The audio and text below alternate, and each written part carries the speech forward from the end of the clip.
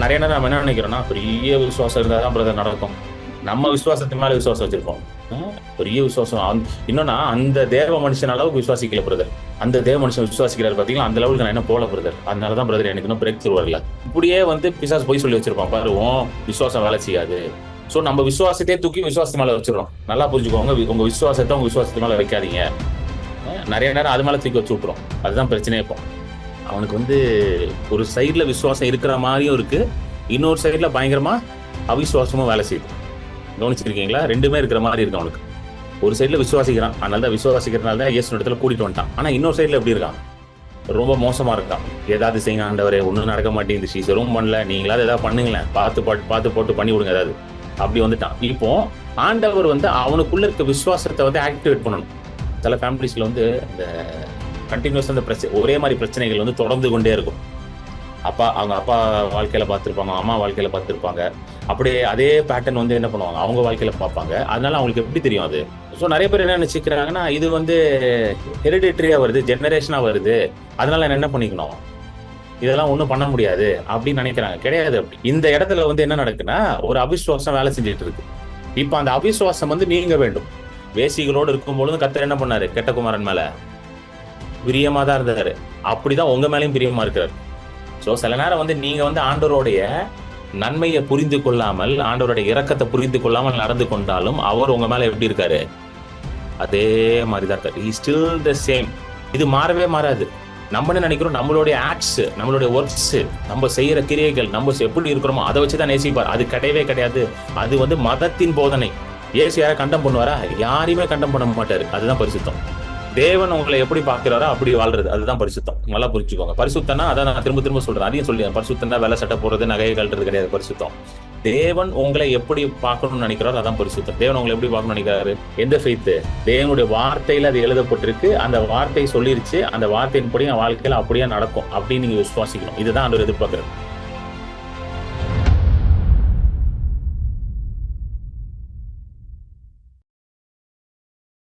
முதலாவது நம்ம ஒரு வசனத்தை படிப்போம். எபிரேயர் 11வது அதிகாரம். எபிரேயர் 11 விசுவாச வீரர்கள், விசுவாச வீரர்களோட பட்டியல்ல எபிரேயர் 11, அதுல ஒரு வசனத்தை நம்ம படிப்போம். 6வது வசனம், எபிரேயர் 11:6. விசுவாசம் இல்லாமல் தேவனுக்கு பிரியமா இருப்பது கூடாத காரியம். ஏனென்றால் தேவனிடத்தில் சேருகிறவன் அவர் உண்டென்றும் அவர் தம்மை தேடுகிறவர்களுக்கு பலன் அளிக்கிறவர் என்றும் விசுவாசிக்க வேண்டும். ஆமென். விசுவாசம் இல்லாமல் தேவன் என்ன பண்ண முடியாதான்? பிரியப்படுத்த முடியாது. அப்புறம் அது மட்டும் இல்லாம என்ன போட்டிருக்குன்னா, தேவனிடத்துல வருகிறவன் எப்படி இருக்கணுமா? அவர் இருக்கிறாரு, அவர் உண்டென்றும் அவர் பலன் அளிக்கிறவர். அதாவது தேவனை நான் தேடினா, இயேசுவை நான் தேடினா, ஆண்டவரை நான் தேடினா நிச்சயமா வாழ்க்கையில என்ன உண்டாகும்? ஒரு பெரிய பலன் உண்டாகும்ன்றத ரொம்ப ஸ்ட்ராங்கா நம்பிதான் என்ன பண்ணுவான்? தேவனிடத்துல வரணும்ன்றத எழுதியிருக்கு. ஆமென். பாருங்க, எங்கேயுமே நீ தேவனிடத்துல எதையும் பெற்றுக்கொள்ள முடியாது அப்படின்லாம் எங்கேயுமே எழுதல. பாருங்க, நீங்க பைபிள்ல எந்த இடத்துல போய் படிச்சாலும் சரி, தேவனிடத்துல நீங்க வரும்பொழுது உங்க வாழ்க்கையில ஒரு அற்புதம் நடக்கும், உங்க வாழ்க்கையில நீங்க ஒரு காரியத்தை பெற்றுக்கொள்வீங்க அப்படின்றது தான் கிளியரா எழுதியிருக்கு.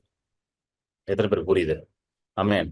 எனக்கெல்லாம் சின்ன வயசுல நான் எப்படி சொல்லி கொடுத்துட்டாங்கன்னா, இப்படியே சொல்லி கொடுத்தாங்க. எப்படி சொல்லி கொடுத்தாங்கன்னா, நீ தேவனை தேடுறது ஏதோ அற்புதத்துக்கு மட்டும் நீ தேடக்கூடாது, வெறும் அதுக்கு மட்டும் தேடக்கூடாது, ஒரு நன்மைக்கு மட்டும் தேடக்கூடாது.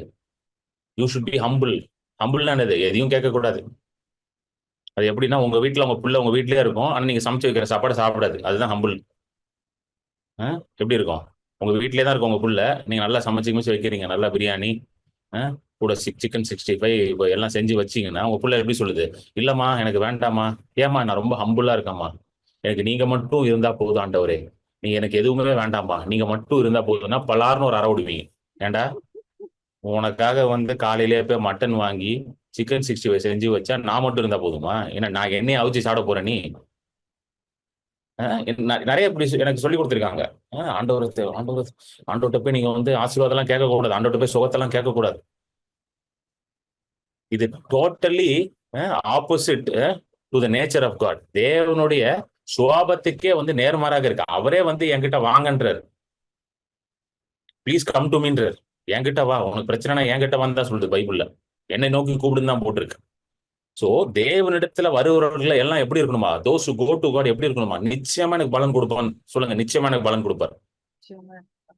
சொல்லுங்க, நிச்சயமா பலன். நீங்க வந்து பைபிள் படிக்கும் போதே நீங்க இதை சொல்லுங்க. நான் பைபிள் படிக்கிறேன், நிச்சயமா எனக்கு பலன் உண்டு. நான் ஜோம் பண்றேன், நிச்சயமா எனக்கு பலன் உண்டு. நான் வார்த்தையை கேட்கிறேன், நிச்சயமா எனக்கு பலன் உண்டு. நான் ஆண்டவரை விசுவாசிக்கிறேன், நிச்சயமா எனக்கு வந்து என் வாழ்க்கையில பலன் உண்டு. நான் கண்டிப்பா பார்ப்பேன், ரிசல்ட் பார்ப்பேன் என் வாழ்க்கையில. அப்படின்ற அந்த மைண்ட் செட்டோட படிங்க. அந்த மைண்ட் செட்டோட படிச்சீங்கன்னா ஆண்டவர் பேசுறது கிளியரா கேட்கும். எத்தனை பேர் புரியுது? ஆண்டவர் பேசுறது கிளியரா கேட்கும். நிறைய பேருக்கு அந்த மைண்ட் செட்டே இல்லை. அதனால தான் பேசுறது ஒண்ணும் கேட்க மாட்டேங்குது. பல வருஷமா பைபிள் படிச்சுக்கிட்டே இருக்காங்க, ஒண்ணும் கேட்க மாட்டேங்குது. அட்டை டாட்டை படிச்சு முடிச்சுட்டாங்க, பல வாட்டி படிச்சு முடிச்சாச்சு, ஆனா எதுவுமே உள்ள போகல. ஆமென். சோ விசுவாசம் இல்லாமல் தேவனை பிரியப்படுத்த முடியாதுன்னு போட்டு. சோ இந்த விசுவாசம்ன்றது ரொம்ப முக்கியமான ஒரு காம்பனண்டா இருக்கு. சரிங்களா? அதுல சில காரியங்களை நீங்க பார்க்க போறோம். பைபிள்ல வந்து இயேசு கிறிஸ்து வாழ்ந்த காலத்துல டிஃப்ரெண்ட் கைண்ட்ஸ் ஆஃப் பீப்புள் பாக்குறாரு. டிஃப்ரெண்ட் பேக்ரவுண்ட்ல இருந்து வராங்க, வேற வேற பின்னணியில இருந்து வராங்க, வேற வேற ஃபெய்த் லெவல்ல இருக்கிறாங்க. இயேசு சந்திச்ச மக்கள் எல்லாம் பாத்தீங்கன்னா வேற வேற லெவல்ல இருக்கிறான். ஒவ்வொருத்தரும் ஒவ்வொரு லெவல் ஆஃப் ஃபெய்த்ல இருப்பான். அது மட்டும் இல்லாம நிறைய பேருக்கு வந்து ஆண்டவரை பத்தி சரியான அறிவு கூட கிடையாது. ஆனா அவன் வாழ்க்கையிலேயே வந்து விசுவாசம்லாம் வேலை பண்ணுது.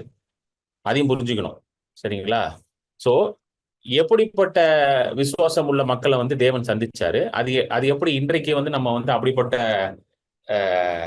காரியத்தை நம்ம வாழ்க்கையில நம்ம பார்க்கலாம். ஏன்னா நிறைய நேரம் நம்ம என்ன நினைக்கிறோம்னா, பெரிய விசுவாசம் இருந்தாதான் பிரதர் நடக்கும் அப்படின்னு சொல்லி நம்ம விசுவாசத்தின் மேல விசுவாசம் வச்சுக்கிட்டு இருக்கோம். எத்தனை பேர் பார்த்திருக்கீங்க? நம்ம விசுவாசத்தின் மேல விசுவாசம் வச்சிருக்கோம். பெரிய விசுவாசம். இன்னொன்னா அந்த தேவ மனுஷன் அளவுக்கு விசுவாசிக்கல பிரதர். அந்த தேவ மனுஷன் விசுவாசிக்கிறாரு பாத்தீங்களா, அந்த லெவலுக்கு நான் என்ன போல பிரதர். அதனாலதான் பிரதர் எனக்கு இன்னும் பிரேக் த்ரூ வரல. இப்படியே வந்து பிசாசு போய் சொல்லி வச்சிருப்பான், பாரு உன் விசுவாசம் வேலை செய்யாது. சோ நம்ம விசுவாசத்தையே தூக்கி விசுவாசத்து மேல வச்சிடறோம். நல்லா புரிஞ்சுக்கோங்க, உங்க விசுவாசத்தை உங்க விசுவாசத்து மேல வைக்காதீங்க. ஹல்லேலூயா, ஆமென். நிறைய நேரம் அது மேல தூக்கி வச்சு விட்டுரும். அதுதான் பிரச்சனையே இப்போ. ஹல்லேலூயா. சோ முதல்ல ஒரு இது படிப்போம் பாருங்களேன். மார்க் 9ல படிப்போம். மார்க் 9ல வந்து ஒரு தகப்பன் ரொம்ப ரொம்ப வீக் ஃபெய்த். இது எப்படி சொல்லணும்னா ரொம்ப ரொம்ப வீக்கான faith, very weak faith. Mark 9ல படிங்க சிஸ்டர். 17ல இருந்து 27. நம்ம அது முழுசா படிக்க வேண்டாம், நம்ம சில வசனங்கள் மட்டும் படிப்போம். ஏன்னா நீங்க நிறைய வசனம் படிக்கணும். சோ அதனால வந்து எல்லாத்தையும் இப்ப டைம் ஆயிரும் அதுக்கப்புறம். மார்க் 9:17 இருந்து. நம்ம உங்களுக்கு தெரியும்ல, ஒரு பையனுக்கு பிசாசு பிடிச்சிருக்கும். அந்த பையனை வந்து சீஷர்களை கொண்டு வருவாங்க. சீஷர்களால அந்த பிசாசு என்ன பண்ண முடியாது, துரத்த முடியாது. உடனே இயேசு வருவாரு, மலையில இருந்து அந்த மறுரூப மலையில இருந்து இறங்கி வருவாரு. வந்த உடனே என்ன ஆச்சுன்னு கேட்பாரு. இந்த மாதிரி உங்க சீஷர்கிட்ட கொண்டு வந்து நான் பேக்ரவுண்ட் கொடுத்துட்றேன், சரிங்களா? என்ன ஆச்சுன்னு, இந்த மாதிரி ஆண்டவரை கூட்டிட்டு வந்தோம், துரத்த முடியலன்ட்டாங்க அப்படின்னு இயேசு கோவம் வந்துருது. என்னப்பா உங்க விசுவாசம் இப்படி இருக்கு, ஃபெய்த்லெஸ் ஜெனரேஷன், விசுவாசம் இல்லாத சந்ததியே அப்படின்னு சொல்லி என்ன பண்றாரு, 19 வசனத்துல திட்டிட்டு அந்த பையனை கூட்டிட்டு வந்தாரு. அந்த பையனை கூட்டிட்டு வந்த உடனே அந்த பையன் அப்படியே கீழே விழுந்து அப்படியே புரள்றான். அது வந்து 20வது வசனத்துல வரும். வாயில் நோரத்துல கீழே விழுந்து புரள்றான். உடனே இப்போ இயேசு கேள்வி கேட்கிறார். 20வது வசனம் படிங்க. 21 படிங்க சிஸ்டர், 21 படிங்க. அவர் அவனுடைய தகப்பனை நோக்கி, இது இவனுக்கு உண்டாகி எவ்வளவு காலம் ஆயிற்று என்று கேட்டார். அதற்கு அவன், சிறு வயது முதற்கொண்டே உண்டாயிருக்கிறது. இவனை கொல்லும்படிக்கு அது அநேகந்தரம் தீயிலும் தண்ணீரிலும் தள்ளிற்று. நீர் ஏதாகிலும் செய்யக்கூடுமானால் எங்கள் மேல் மனதிறங்கி எங்களுக்கு உதவி செய்ய வேண்டும் என்றான். இதுதான் ரொம்ப வீக் ஃபெய்த். நீர் ஏதாகிலும் செய்யக்கூடுமானால், if you can do something, if you can do something. Weak faith, very very weak faith. நீங்க ஏதாவது செய்ய முடியுமா ஆண்டவரே? நம்ம ஜெபம் பண்றோம், ஆண்டவரே ஏதாவது செய்யுங்க ஆண்டவரே. எதுவுமே செய்ய மாட்டீங்களா ஆண்டவரே? இதுதான் ரொம்ப வீக் ஃபெய்த். இவன் எப்படி இருக்கலாம், அவன் வந்து ஆண்டவருடைய நன்மையே வந்து ரொம்ப குறைச்சு மதிப்பிட்டான். ஸோ ஏன் வந்து இந்த மாதிரி வீக் ஃபெய்த் ஆப்ரேட் ஆகுது? சில நேரம் நம்ம ஏன் இப்படி ஜெபம் பண்றோம் அப்படின்னா, அதுக்கு சில ரீசன்ஸ் இருக்கு. ஏன் நம்ம இப்படி ஏதாவது செய்யுமா ஆண்டவரே? அதுக்கு ரீசன் என்னன்னா, ஒண்ணு வந்து சீரியஸ்னஸ் ஆஃப் த கண்டிஷன். அந்த சிச்சுவேஷன், அந்த நிலைமையோட சீரியஸ்னஸ் ரொம்ப மோசமா இருக்கும். அதாவது வந்து இந்த பையனுக்கு பார்த்தீங்கன்னா சின்ன வயசுல இருந்தே இருக்கு, கரெக்டா? ஸோ ஒரு பிரச்சனை வந்து ரொம்ப வருஷமா இருக்குது. அப்புறம் நிறைய பேர்கிட்ட போய் ஜோம் பண்ணிட்டோம் பிரதர், ஒன்றும் நடக்கல. அந்த மனுஷன் கை வச்சாரு, இந்த மனுஷன் கை வச்சாரு, ஆனா என்ன ஆகல, எதுவுமே நடக்கல பிரதர். அப்போ அந்த மாதிரி இருக்கும் பொழுது நமக்கு என்ன தோணுது, ஏதாவது செஞ்சா போதும், ஏதாவது செஞ்சா போதும், ஏதாவது செஞ்சா போதும்னு வருது. அது ஒண்ணு வருது. இன்னொன்னு வந்து பாத்தீங்கன்னா, அதான் சொல்லல, சீரியஸ் ஆஃப் கண்டிஷன் ரொம்ப வருஷமா இருக்குது. அப்புறம் நிறைய பேர் ஜோம் பண்ணாங்க, நடக்கல. ஏதாவது செஞ்சா போதும், ஏதாவது செஞ்சா போதும் நம்ம ஜோம் பண்றோம். இப்போ இந்த இடத்துல வந்து இயேசு என்ன பண்றாருன்னா பாத்தீங்கன்னா, இப்போ இந்த மனுஷன் வந்து எப்படி இருக்கானா, ஒரு மாதிரி இருக்கான். எப்படின்னா அவனுக்கு வந்து ஒரு சைட்ல விசுவாசம் இருக்கிற மாதிரியும் இருக்கு, இன்னொரு சைட்ல பயங்கரமா அவிசுவாசமும் வேலை செய்யுது. கவனிச்சிருக்கீங்களா? ரெண்டுமே இருக்கிற மாதிரி இருக்கு அவனுக்கு. ஒரு சைட்ல விசுவாசிக்கிறான், அதனால தான் விசுவாசிக்கிறதுனால தான் இயேசு இடத்துல கூட்டிட்டு வந்துட்டான். ஆனா இன்னொரு சைட்ல எப்படி இருக்கான்? ரொம்ப மோசமா இருக்கான். ஏதாவது செய்யுங்க ஆண்டவரே, ஒண்ணும் நடக்க மாட்டேங்குது, சீசரும் பண்ணல, நீங்களாவது ஏதாவது பண்ணுங்களேன், பார்த்து போட்டு பண்ணி விடுங்க ஏதாவது. அப்படி வந்துட்டான். இப்போ ஆண்டவர் வந்து அவனுக்குள்ள இருக்க விசுவாசத்தை வந்து ஆக்டிவேட் பண்ணணும். நல்லா கவனிங்க. எப்பவுமே ஆண்டவர் வந்து நம்ம வாழ்க்கையில ஒண்ணு செய்யணும்னா, நம்மள எஸ் சொல்ல வைக்கிறாரு அதுல.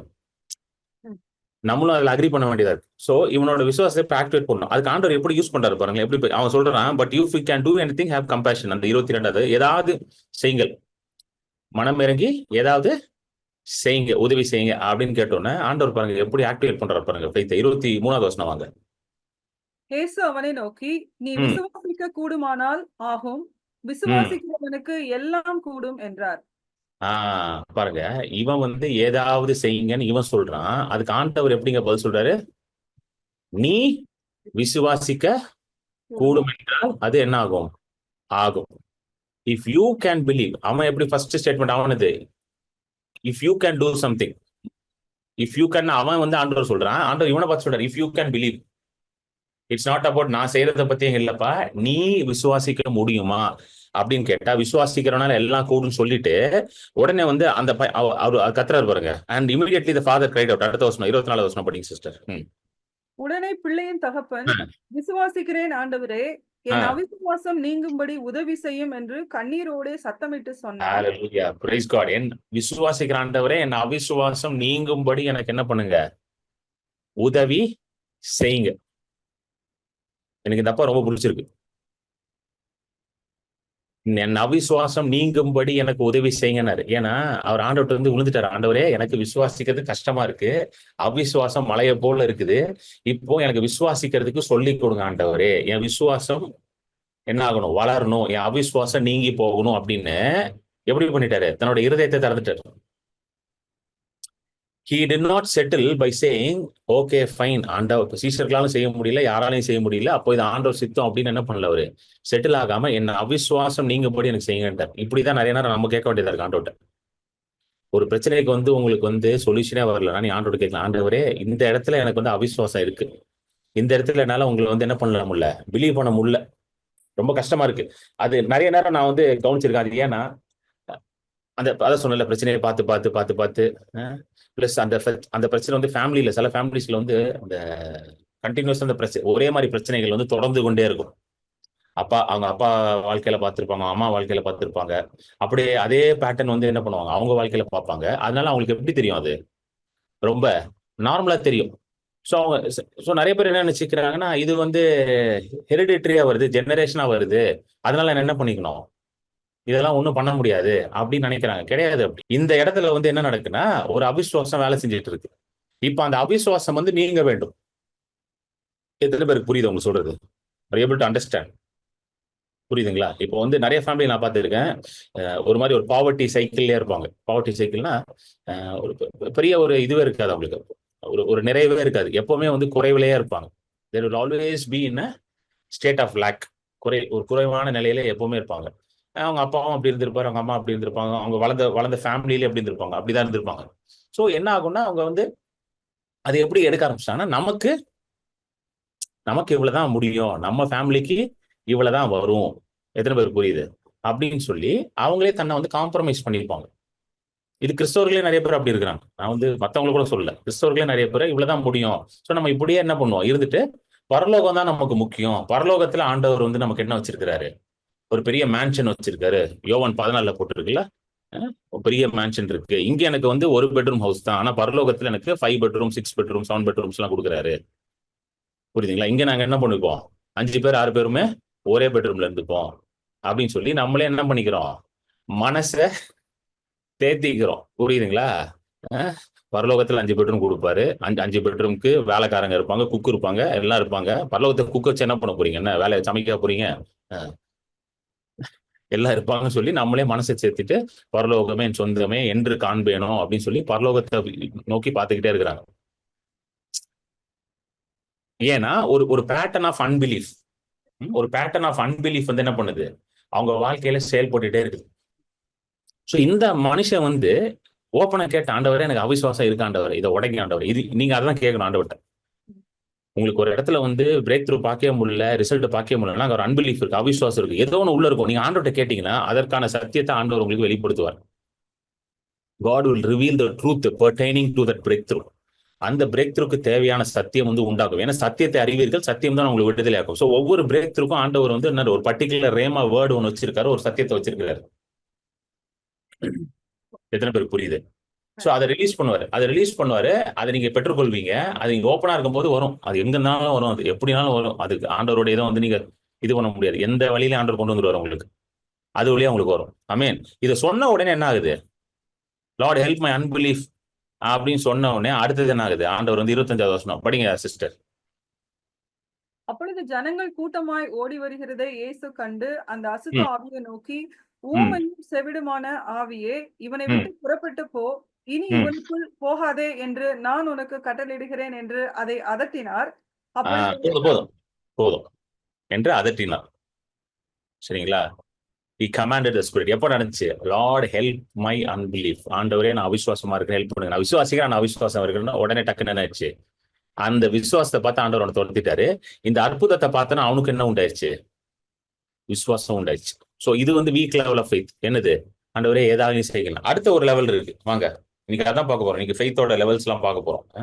என்னென்ன லெவல்? அடுத்த ஒரு லெவல் என்னன்னா, வாங்க மார்க் 1:40-42. மார்க் 1:40-42 படிங்க சிஸ்டர். அப்பொழுது குஷ்டரோகி ஒருவன் அவரிடத்தில் ம் வந்து அவர் முன்பாக முழங்கால் படியிட்டு, உமக்கு சித்தமானால் என்னை சுத்தமாக்க உம்மால் ஆகும் என்று வேண்டிக் கொண்டான். இயேசு ம் மனதுருகி கையை நீட்டி அவனை தொட்டு, எனக்கு ம் சித்தம் உண்டு, சுத்தமாகு என்றார். இப்படி அவர் சொன்ன உடனே குஷ்டரோகம் அவனை விட்டு நீங்கிற்று, அவன் சுத்தமானான். இது வந்து உமக்கு சித்தமானால் இந்த ஒரு ஜெபம் நம்ம பண்ணுவோம். ஆண்டவரே உம்முடைய சித்தத்தின்படி. இது வந்து ரொம்ப காமன் பிரேயர், பார்த்திருக்கீங்களா?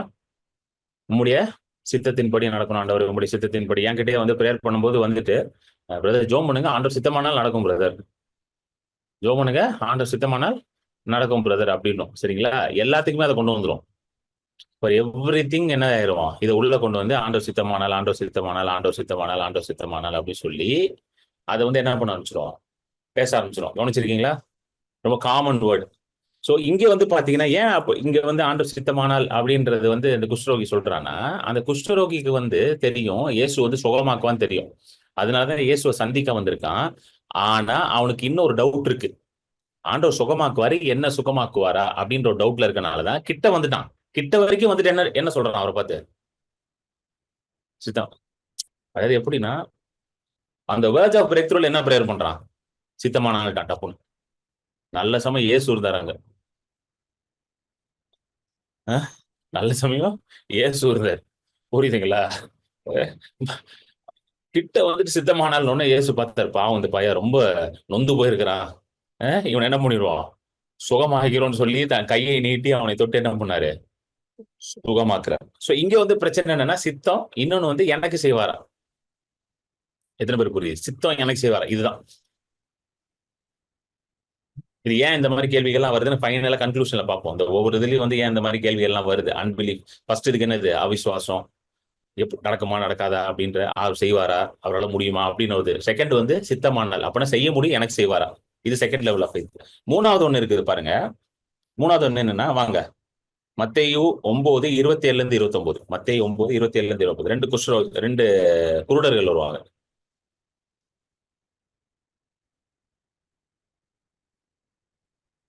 இயேசு அவிடம் விட்டு போகையில் 2 குருடர் அவர் பின்னே சென்று, தாவீதின் குமாரனே எங்களுக்கு இரங்கும் என்று கூப்பிட்டார்கள். அவர் ம் வீட்டுக்கு வந்த பின்பு அந்த குருடர் அவரிடத்தில் வந்தார்கள். இயேசு ம் அவர்களை நோக்கி, இது ம் செய்ய எனக்கு வல்லமை உண்டென்று விசுவாசிக்கிறீர்களா என்று கேட்டார். அதற்கு ம் அவர்கள், ஆம் விசுவாசிக்கிறோம் ஆண்டவரே என்றார்கள். அப்பொழுது ம் அவர்களுடைய கண்களை அவர் தொட்டு, உங்கள் ம் விசுவாசத்தின்படி உங்களுக்கு ஆகக்கடவது என்றார். புரியுதுங்களா? இங்க வந்து பாத்தீங்கன்னா, ரெண்டு குருடர்கள் பின்னாடியே வரானுங்க. பின்னாடியே வந்துட்டு ஆண்டவர் வந்து என்ன பண்றானுங்க? ஆராதிக்கிறாங்க. தாவீதின் குமாரனே எங்களுக்கு மனம் இறங்கும். தேர் வர்ஷிப்பிங் காட். ஆண்டவரே அவருடைய நாமத்தினால் அவர் என்ன பண்றாங்க? ஆராதிக்கிறாங்க. அழைச்சு ஆண்டவர் தாவீதின் குமாரனே நேசகுமாரனே, தேவனின் குமாரனே அப்படின்னு சொல்லி அவர் ஆராதிச்சு அவரை calling out the name of God, அதான் வர்ஷிப்பிங் காட், ஆராதிக்கிறாங்க. அப்ப ஆண்டவர் கேட்கிறாரு, இதை என்னால் செய்ய முடியும், நீ விசுவாசிக்கிற? பாருங்க, எல்லா இடத்துலயும் ஆண்டவர் வந்து அவங்களுடைய விசுவாசத்தை என்ன பண்றாரு? தட்டி எழுப்புறார். நல்லா கவனிங்க, ஆண்டவர் உங்க விசுவாசத்தை தட்டி எழுப்பி தான் வேலை செய்வார். நிறைய பேர் வந்து ஆண்டவரா செய்வார் பிரதர் அப்படின்னு உட்கார்ந்துட்டு இருக்காங்க. அப்படி ஒர்க் ஆகாது. நான் நிறைய பேரை பார்த்துட்டேன். He wants to work through your faith தான். எத்தனை பேர் புரியுது? தட்டி எழுப்புவார் அவரு. ஹல்லேலூயா. அவரா ஏதாவது பண்ணுவார் பிரதர். அவரா ஏதாவது என்ன, நீங்க வீட்டுல படுத்து தூங்கிட்டே இருப்பீங்க, அவரா பண்ணுவாரா வந்து? எனக்கு ஒருத்தர் தெரியும், ரொம்ப வருஷமா வந்து வீட்டிலே தான் இருக்கிறாரு அவரு. சரிங்களா? எந்த வேலை வெட்டிக்கெல்லாம் போறது கிடையாது. ரொம்ப வருஷமா இருக்கிறாரு வீட்டிலே தான். எப்ப கேட்டாலும் சொல்லுவாரு, நான் எல்லாத்தையும் பண்ணிட்டேன் பிரதர், அடுத்தது அவர் தான் பண்ணணும், முதல்ல வீட்டை விட்டு வெளியே வாயா. வீட்டுக்குள்ளே இருந்தா என்ன பண்ணுவார் அவரு? நல்ல கிறிஸ்தவர். ஆனா சரிங்களா, நல்ல கிறிஸ்தவர். புரியுதுங்களா? வீட்டிலே இருப்பாரா, அவரா பண்ணுவாராம். கேட்டுக்கோங்க, ஆண்டவர் எப்பொழுதுமே உங்க விசுவாசத்தை ஸ்டர் பண்ணி தான் பண்ணுவார். ஹீலிங் ஸ்கூல்ல நம்ம ஹீலிங் ஸ்கூல் நடத்திட்டு இருக்கோம்ல, அதுதான் ஹீலிங் ஸ்கூல்ல சொன்னேன். நீங்க ஹீலிங் ஸ்கூல் அட்டன் பண்றதுனால ஆட்டோமேட்டிக்கா ஹீலிங்லாம் பண்ண மாட்டீங்க. ஹீலிங் பண்றதுக்கு நீங்க என்ன பண்ணணும்? சொல்லி கொடுத்த சத்தியத்தை எடுக்கணும், அதை படிக்கணும், அதை விசுவாசிக்கணும், அதுல வெளிப்பாடு உண்டாகும். அப்புறம் அதை போய் பிராக்டிஸ் பண்ணணும். பிராக்டிஸ் பண்ணணும். என்ன பண்ணணும்? யாருக்கா உடம்பு சரியில்லைன்னா போய் கையை வைக்கணும். முதல்ல மினிமம் கையை வைக்கணும் போயிட்டு. எத்தனை பேர் புரியுது? அப்பதான் அது வேலை செய்யும். இப்ப நான் ஹீலிங் ஸ்கூல் நீங்க படிச்சிட்டீங்கன்னு சர்டிஃபிகேட் கொடுத்த உடனே வேலை செஞ்சிருமாங்க? சொல்லுங்க. எப்படி இன்ஜினியரிங் படிச்ச உடனே, இப்போ நம்ம தமிழ்நாட்டில் பார்த்தீங்கன்னா எல்லாரும் இன்ஜினியரிங் படிப்பாங்க. சரிங்களா? ஆனால் பாதி பேருக்கு இன்ஜினியரிங்னா என்னன்னே தெரியாது. அந்த மாதிரி தான்.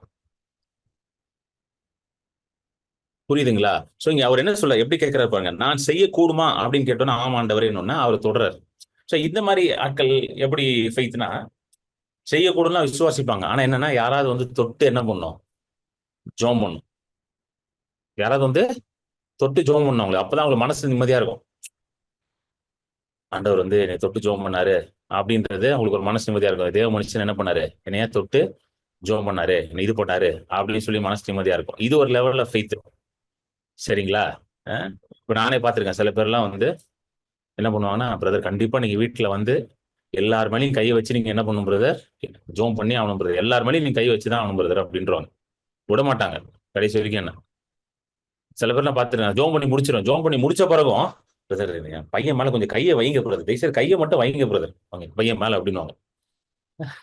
அவங்களுடைய மன ஆறுதலுக்காக நான் என்ன பண்ண வேண்டியதா இருக்கு? அவங்க பையன் மேல கையை வச்சு, அதாவது நம்ம ஜோம் பண்ணது பார்த்தாது அவங்களுக்கு கையை வச்சிருவாங்க மேல கொண்டு போய்.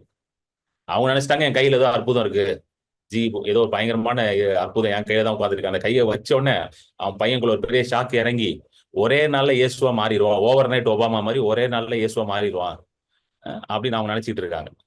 ஏன்னா அவங்க விசுவாசம் என்னது?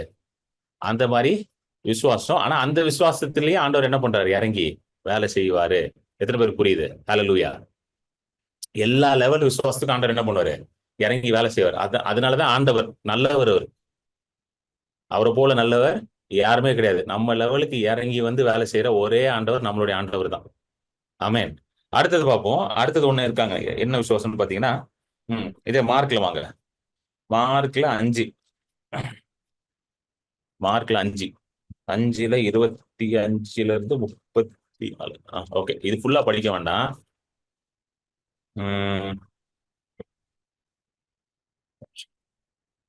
எந்த வசனம் எல்லாம் படிப்போம்னா, மார்க் 5, 25ல இருந்து படிங்க. 25 இருந்து 29 மட்டும் படிங்க சிஸ்டர். மார்க் 5 25ல இருந்து 29. அப்பொழுது 12 வருஷமாய் பெரும்பாடுள்ள ஒரு ஸ்திரீ அநேக வைத்தியர்களால் மிகவும் வருத்தப்பட்டு தனக்கு உண்டானவைகளை எல்லாம் செலவழித்தும் சகலம் குணமடையாமல் அதிக வருத்தப்படுகிற பொழுது இயேசுவை குறித்து கேள்விப்பட்டு, நான் அவருடைய வஸ்திரங்களையாகிலும் தொட்டால் சொஸ்தமாவேன் என்று சொல்லி ஜனக்கூட்டத்துக்குள்ளே அவருக்கு பின்னாக வந்து அவருடைய வஸ்திரத்தை தொட்டாள். உடனே அவருடைய உதிரத்தின் ஊரல் நின்று போயிற்று. அந்த வேதனை நீங்கி ஆரோக்கியம் அடைந்ததே அவள் தன் சரீரத்தில் உணர்ந்தாள். இந்த அம்மா எப்படின்னா அந்த குருடர்கள் மாதிரி தான். குருடருக்கு இயேசு தொட்டாரு. இங்க வந்து அந்த அம்மா வந்து என்ன பண்ணுது? இயேசு தொடுது. சோ இந்த அம்மாவோட விசுவாசம் என்னது? நான் போய் இயேசுவை தொடணும். நான் போய் தொட்டுணும், எப்படியா தொட்டணும். கிட்ட போனாலாம் பத்தாது, மீட்டிங் அட்டன் பண்ணாலாம் பத்தாது, அவரை நான் என்ன பண்ணணும், போய் தொடணும். அவரை தொட்டாதான் எனக்கு நடக்கும். ஏன்னா அவர் என்னை தொடுவாருன்னு தெரியல. ஏன் அந்த அம்மா வந்து அவர் என்னை தொடுவார்னு கேட்கலன்னா, அந்த அம்மா ஒரு யூத ஸ்திரீ. இந்த அம்மாவுக்கு வந்து என்னது இருக்கு, ஒரு கண்டினியூஸ் மென்சுரல் சைக்கிள் இருக்கு. ஸோ யூத ஸ்திரீகள் வந்து இந்த மாதிரி டைம்ல வந்து வெளியே போகக்கூடாது.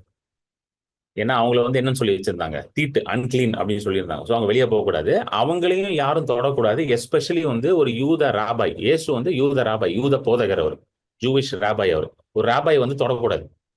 ஸோ டெக்னிக்கலி வந்து என்ன பண்ண முடியாது, இந்த அம்மா போயிட்டு ஆண்டவரே என் தலையில கையை வையும் அப்படின்னு என்ன பண்ண முடியாது, சொல்ல முடியாது. அதனால நான் என்ன பண்ண போறேன், நைஸா போய் அவர் என்ன பண்ண போறேன், பின்னாடியே போய் அவருக்கு தெரியாம நான் தொட்டுறேன், நான் சுகமாயிருவேன். ஸோ நியாயப்பிரமாணத்தையும் உடைக்க கூடாது, சுகமும் என்ன பண்ணும், கிடைக்கணும். உடைக்கிறோம், நியாயப்பிரமாணத்தை லைட்டா மீறுறோம், ஆனா அவருக்கு தெரியாம அதை லைட்டா உடைச்சு கொண்டு போய் என்ன பண்றோம்.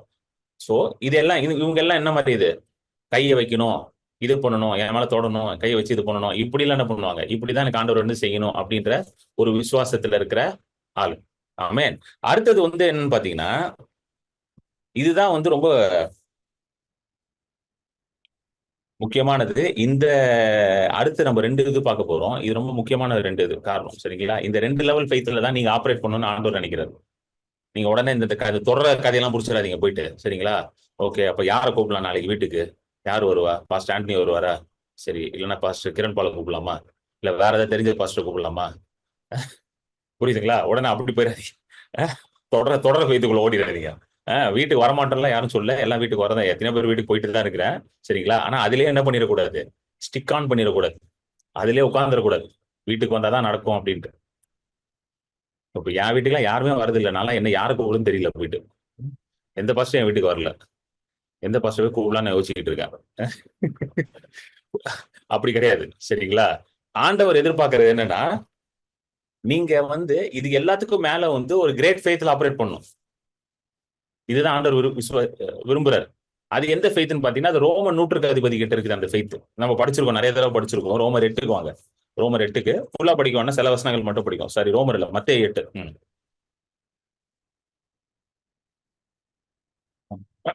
மத்தேயு 8 சில வசனங்கள் மட்டும் படிப்போம். மத்தேயு 8ல வந்து 5ல இருந்து 10 மட்டும் படிப்போம்.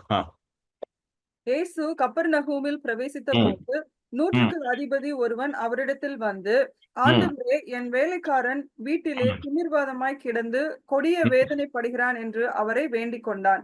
அதற்கு இயேசு, நான் வந்து அவனை சொஸ்தமாக்குவேன் என்றார். பாருங்க, இயேசு வந்து எப்படி சொல்லிட்டாரு, நான் வந்து அவனை சொஸ்தமாக்குவேன். இயேசு சொல்லிட்டாரா? இயேசு வரேன். அதுக்கு அவன் என்ன பதில் சொல்றான் பாருங்க. நூற்றுக்கு அதிபதி பிரதியுத்தரமாக, ஆண்டவரே, நீர் என் வீட்டுக்குள் பிரவேசிக்க நான் பாத்திரன் அல்ல. ஒரு வார்த்தை மாத்திரம் சொல்லும், அப்பொழுது என் வேலைக்காரன் சொஸ்தமாவான். ஒரு வார்த்தை மட்டும் சொல்லும், ஒரு வசனத்தை மட்டும் கொடுங்க, உங்களுடைய வார்த்தையே போதும். உங்களுடைய வார்த்தையே, அத நீதிமொழிகள் வருது பாத்தீங்களா, நீதிமொழிகள் 4, 21, 20, 21, 22 வருது பாத்தீங்களா, அவரோட வார்த்தையை கண்டடைகிறவன் ஜீவனை கண்டடைகிறான், அது அவன் உடலுக்கெல்லாம் மருந்தாகவும் ஆரோக்கியமா இருக்குது. He who finds his word, அந்த வசனத்தை போடு விஜய். நீதிமொழிகள் 4, 22 கொடு. அவைகளை கண்டுபிடிக்கிறவர்களுக்கு அவைகள் ஜீவனும் அவர்கள் உடலுக்கெல்லாம் ஆரோக்கியமாம். எவைகளை, தேவனுடைய வார்த்தையை கண்டுபிடிக்கிறவன், தேவனுடைய வார்த்தையை பெற்றுக்கொள்கிறவன், ரிசீவ் பண்றவன், 22 வை, அது என்னதா இருக்கு, ஜீவனும் உடலுக்கெல்லாம் அது ஆரோக்கியம், மருந்து, and health to all your flesh. So God's word is medicine to you and life to you. ஹalleluya. இது வந்து யாருக்கு புரிஞ்சிருச்சு, நூற்றுக்கு அதிபதிக்கு புரிஞ்சிருச்சு. அவன் என்ன சொல்றான், ஆண்டவரே ஒரு வார்த்தை சொல்லுங்க, ஒரு வார்த்தை சொல்லுங்க. இன்னொன்னு வந்து அவனுக்கு ரொம்ப அதிகமா புரிஞ்சது என்னன்னா, தேவனுடைய அதிகாரம், அத்தாரிட்டி ஆஃப் ஜீசஸ் வந்து புரிஞ்சிருச்சு. அவன சொன்ன, எனக்கே அத்தாரிட்டி இருக்கும்போது உங்களுக்கு எப்படி ஆண்டவர் அத்தாரிட்டி இருக்காது அப்படின்ட்டான். பாருங்க, அவனை வச்சு கம்பேர் பண்ணி எப்படி சொல்றாங்க, நான் ஒரு சாதாரண நூற்றுக்கு அதிபதி, 100 பேர் தான் என் கீழே இருக்கிறான், நான் சொல்றதுக்கு கேட்கறதுக்கே ஆள் இருக்குன்னா நீங்க சொல்றது கேட்கறதுக்கு எப்படி அப்படின்ட்டான். நீங்க என்னோட பெரியவராச்சே, நீங்க தேவ மனுஷராச்சே, நீங்க சொன்னா என்னமோலாம் நடக்குமே, நான் சொன்னாலே 4 பேர் வேலை செய்யறான், நான் என் வார்த்தைக்கு, அப்ப உங்களுக்கு எப்படி கீழ்ப்படிய மாட்டான்னு சொல்லி என்ன பண்ணிட்டாரு அவரு, நீங்க வீட்டுக்கெல்லாம் வர வேண்டாம்னு சொல்றாரு. இதை பார்த்துதான் இயேசு என்ன சொன்னார் பாருங்க, 10வது வசனம், மத்தேயு 8:10. இயேசு இதை கேட்டு ம், ஆச்சரியப்பட்டு தமக்கு பின் செல்லுகிறவர்களை நோக்கி, ம். இஸ்ரவேலருக்குள்ளும் நான் இப்படிப்பட்ட விசுவாசத்தை காணவில்லை என்று மெய்யாகவே உங்களுக்கு சொல்லுகிறேன். Is great faith. இதுக்கு பேரு தான் என்னது? Great faith. சொல்லுங்க. இந்த விசுவாசத்துல தான் நம்மள ஆபரேட் பண்ண ஆண்டு சொல்றாரு. எந்த ஃபெய்த்ல நீங்க இருக்கணுமா? கிரேட் ஃபெய்த்ல. இப்படிப்பட்ட விசுவாசம் மெய்யாகவே ம், உங்களுக்கு சொல்லுகிறேன். என்ன சொல்றாரா? இஸ்ரவேலையும் இப்படிப்பட்ட விசுவாசத்தை நான் என்ன பண்ணல, பார்க்கல. ஏன்னா இந்த மாதிரி கிரேட் ஃபெய்த் வந்து எங்க இல்ல, இஸ்ரேல் ஜனங்கள்கிட்டே இல்ல, இவங்கிட்ட இருக்குது அப்படின்ட்டார். சோ இந்த ஃபெய்த்தை வந்து தான் ஆண்டவர் உங்ககிட்ட எதிர்பார்க்கிறாரு. ஹalleluya. எந்த ஃபெய்த்? தேவனுடைய வார்த்தையில அது எழுதப்பட்டிருக்கு, அந்த வார்த்தை சொல்லிருச்சு, அந்த வார்த்தையின்படி என் வாழ்க்கையில அப்படியே நடக்கும் அப்படின்னு நீங்க விசுவாசிக்கணும். இதுதான் ஆண்டவர் எதிர்பார்க்கிறார். புரியுதுங்களா இல்லையா உங்களுக்கு? வார்த்தையில இருக்குன்னா அது உங்களுக்கு சொந்தமானதான். If you find it in the word of God, then it belongs to you. You don't need a prophet to come and tell you that. புரியுதுங்களா இல்லையா? என் வாழ்க்கையில வந்து தீர்க்கதரிசிகள் வந்து ரொம்ப இம்பார்ட்டன்டான ரோல் பிளே பண்ணியிருக்காங்க. ப்ராஃபட்ஸ் ரொம்ப இம்பார்ட்டன்டான ரோல் பிளே பண்ணியிருக்காங்க. ஆனா ஒரு விஷயம் நான் வந்து ரொம்ப கவனிச்சிருக்கிறேன். தீர்க்கதரிசிகள் என் வாழ்க்கையில வந்து என்னோட மென்டரே ஒரு தீர்க்கதரிசி தான். நிறைய வாட்டி நான் மென்ஷன் பண்ணியிருக்கேன். தீர்க்கதரிசிகள் வந்து என் வாழ்க்கையில வந்து ஒரு விஷயத்த சொல்றதுக்கு முன்பதாகவே ஆண்டவர் எனக்கு அதை பேசியிருப்பாரு. என் மென்டரே வந்து எனக்கு ப்ரே பண்ணும்போது நான் அடிக்கடி மீட் பண்ணுவேன் என் மென்டரை போய். எப்பெல்லாம் நான் அண்ணனை பார்க்கறேனோ அண்ணன் எனக்கு ப்ரே பண்ணுவாங்க. நான் கேட்கவே மாட்டேன். அண்ணனே பார்த்து ஆண்டவர் சொல்றாரு தம்பி அப்படின்வாங்க. ஆனா நான் கேட்கறதுக்கு முன்பதாகவே ஆண்டவர், அண்ணன் சொல்றதுக்கு முன்பதாகவே நிறைய தடவை ஆண்டவர் என்கிட்ட பேசியிருப்பாரு. ஹalleluya. எனக்கு அதை கேட்கும்போது சந்தோஷமா இருக்கும். பரவாயில்ல, ஆண்டவர் கரெக்டா தான் பேசியிருக்காரு, நம்ம தப்பா கேட்கல, ஒரு அஷூரன்ஸ் கிடைக்கும். சில இடங்கள்ல தான் வந்து சில நேரங்கள்ல வந்து சில காரியங்கள் வந்து புதுசா இருக்கும். ஆனா நிறைய காரியங்கள் வந்து 75%, 70 to 75%, 80% வந்து பாத்தீங்கன்னா ஏற்கனவே ஆண்டவர் என்கிட்ட பேசியிருப்பாரு, வசனத்தின் மூலமா பேசியிருப்பாரு, என்னோட பர்சனலா பேசியிருப்பாரு. ஆமென். அதை நான் எழுதியிருப்பேன், எழுதி வச்சிருப்பேன் நோட்ல எல்லாம். நிறைய அந்த மாதிரி தான் நடந்திருக்கு. இது மாதிரி நிறைய தீர்க்கதரிசிகள் வந்து எனக்கு பேசியிருக்காங்க. என் வாழ்க்கையில நான் சந்திச்ச தீர்க்கதரிசிகள் எல்லாமே பாத்தீங்கன்னா அவங்க எனக்கு தேடி ஓடினதா கிடையவே கிடையாது. அதெல்லாம் ஆண்டவர் வந்து ஆர்கெஸ்ட்ரேட் பண்ணி கொண்டு வந்தார். ஆர்கெஸ்ட்ரேட்னா எப்படின்னா, அவங்களை சந்திக்கிற மாதிரி தருணங்களை ஆண்டவர் உண்டு பண்ணார். எத்தனை பேருக்கு புரியுது? நானா ஐயோ எப்படியா பார்த்துடணும் அப்படி வந்து. நல்லா கேட்டுக்கோங்க, பரிசுத்த ஆவியானவரே உங்களுக்குள்ள இருக்காரு. தீர்க்கதரிசன ஆவியே உங்களுக்குள்ளதான் இருக்குது. ஹalleluya. அதனாலதான் யோவான் எப்படி எழுதுறாரு பாருங்களேன். யோவான் 2:20 படிங்க. யோவான் 1 யோவான் 2:20. 1 யோவான் 2:20. 1 யோவான் 2:20 படிங்க. ஆகிலும் ம் ம் 1 யோவான் 2:20 சிஸ்டர், ஸ்கிரீன்ல இருக்கு பாருங்க. நீங்கள் நீங்கள் பரிசுத்தராலே அபிஷேகம் பெற்று சகலத்தையும் அறிந்திருக்கிறீர்கள். சொல்லுங்க. நான் பரிசுத்தராலே அபிஷேகம் பெற்று இருக்கிறேன், நான் சகலத்தையும் அறிந்திருக்கிறேன். I have an anointing from the Holy One and I know all things. சொல்லுங்க. உங்களை பார்த்து நீங்களே சொல்லுங்க. I know all things. அபிஷேகம் பெற்று இருக்கிறேன் பரிசுத்தராலே. அபிஷேகம் என்ன அபிஷேகம்? பரிசுத்த ஆவியானவர் உங்களுக்குள்ள இருக்கிறார் பாத்தீங்களா, அதுதான் அபிஷேகம். அபிஷேகம் ஒண்ணு நீங்க ஒன்னும் எக்ஸ்டர்னலா ஏதோ நடக்கணும் அப்படிலாம் நடக்க யோசிக்காதீங்க. நிறைய பேர் தான் நினைக்கிறாங்க, பட் பிரதர் அபிஷேகமே வரல, என்னன்னு கேட்டா இல்ல பிரதர், எனக்கு அந்த மாதிரி ஒரு எக்ஸ்பீரியன்ஸ், ஒரு ஃபீலிங், ஒரு மேனிஃபெஸ்டேஷன் எதுவுமே நடக்கல அப்படின்னா அது கிடையாது. என்னைக்கு ஆண்டவர் ஏற்றுக்கொண்டீங்களோ அன்னைக்கே பரிசுத்த ஆவியானவர் உள்ள வந்துட்டாரு, அன்னைக்கே அபிஷேகம் உங்களுக்குள்ள வந்துருச்சு. சோ பரிசுத்தராலே நீங்க அபிஷேகம் பெற்றிருக்கீங்க. அந்த வருஷம் டிஸ்பிளே பண்ண Vijay. You have been anointed by the Holy One. சொல்லுங்க, ஐ ஹேவ் பீன் அனாயிண்டட். நான் பரிசுத்தராலே அபிஷேகம் பெற்று இருக்கிறேன், நான் சகலத்தையும் அறிந்திருக்கிறேன். ஹalleluya. சகலத்தையும் அறிந்திருக்கேன். அப்படின்னா I have the solution for all the problems that I am facing in life. அதுதான் அதுக்கு அர்த்தம். சகலத்தையும் நான் அறிந்திருக்கிறேன். ஆம்பிளிஃபைட் வெர்ஷன்ல எப்படி போட்டிருக்குன்னா, but you have been anointed. அது என்னது? Sacred appointment from, you have been given an unction. அங்ஷன்னா அது anointing from the holy one and you know the truth or you know all things. ஹalleluya. புரியுதுங்களா இல்லையாங்க? ஆமென். சோ எனக்கு எதுவும் தெரியாது அப்படின்னு நீங்க நினைக்க கூடாது. இது பாருங்க, இந்த ரோம நூற்றுக்கு அதிபதிக்கு தெரிஞ்சிருக்கு. என்ன தெரிஞ்சிருக்கு? கர்த்தர் ஒரு வார்த்தை சொன்னா போதும் நடக்கும். இவனுக்கு எப்படி அப்படிப்பட்ட ஒரு வெளிப்பாடு வந்துச்சு? ஏன்னா இயேசுவை பத்தி கேள்விப்படுறான். இயேசுவை பத்தி கேள்விப்பட்ட உடனே பரிசுத்த ஆவியானவர் அவனோட பேச ஆரம்பிக்கிறாரு. சத்தியத்தை கேட்கும் பொழுது சத்தியம் அவனோட வந்து என்ன பண்ணுது? இடைப்பட ஆரம்பிக்குது. சரிங்களா? ஒரு மனுஷனுக்கு வந்து சத்தியத்தை கேட்கும் பொழுது, சுவிசேஷம் வரும் பொழுதே பரிசுத்த ஆவியானவர் வேலை செய்ய ஆரம்பிச்சிருவாரு. அப்ப அவனுக்குள்ள ஒரு ஒரு எண்ணம் வருது. ஆஹா, நான் இயேசு ஒரு பெரிய அதிகாரத்துல இருக்காரு. இப்ப அவருக்கே நடக்குதுன்னா அவர் வந்து வார்த்தையை சொன்னா போதும் அப்படின்ற அந்த வெளிப்பாடு வந்துச்சு அவனுக்கு. அதனாலதான் ரோமனா இருந்தாலுமே, யூதனா இல்லாம தேவனை அறியாத ஒரு மனுஷனா இருந்தாலுமே இந்த சத்தியம் அவனுக்கு வெளிப்பட்டுச்சு. எத்தனை பேருக்கு புரியுது?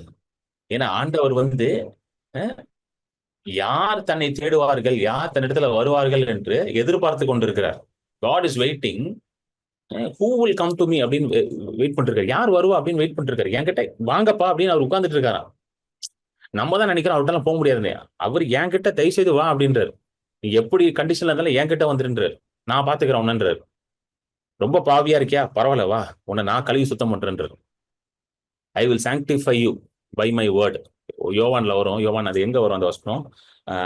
His word is truth and it sanctifies அப்படின்னு வருமே. அந்த வசனம் எங்க இருக்கு பாருங்க.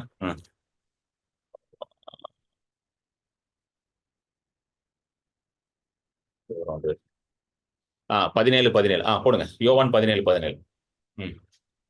போடு விஜய்.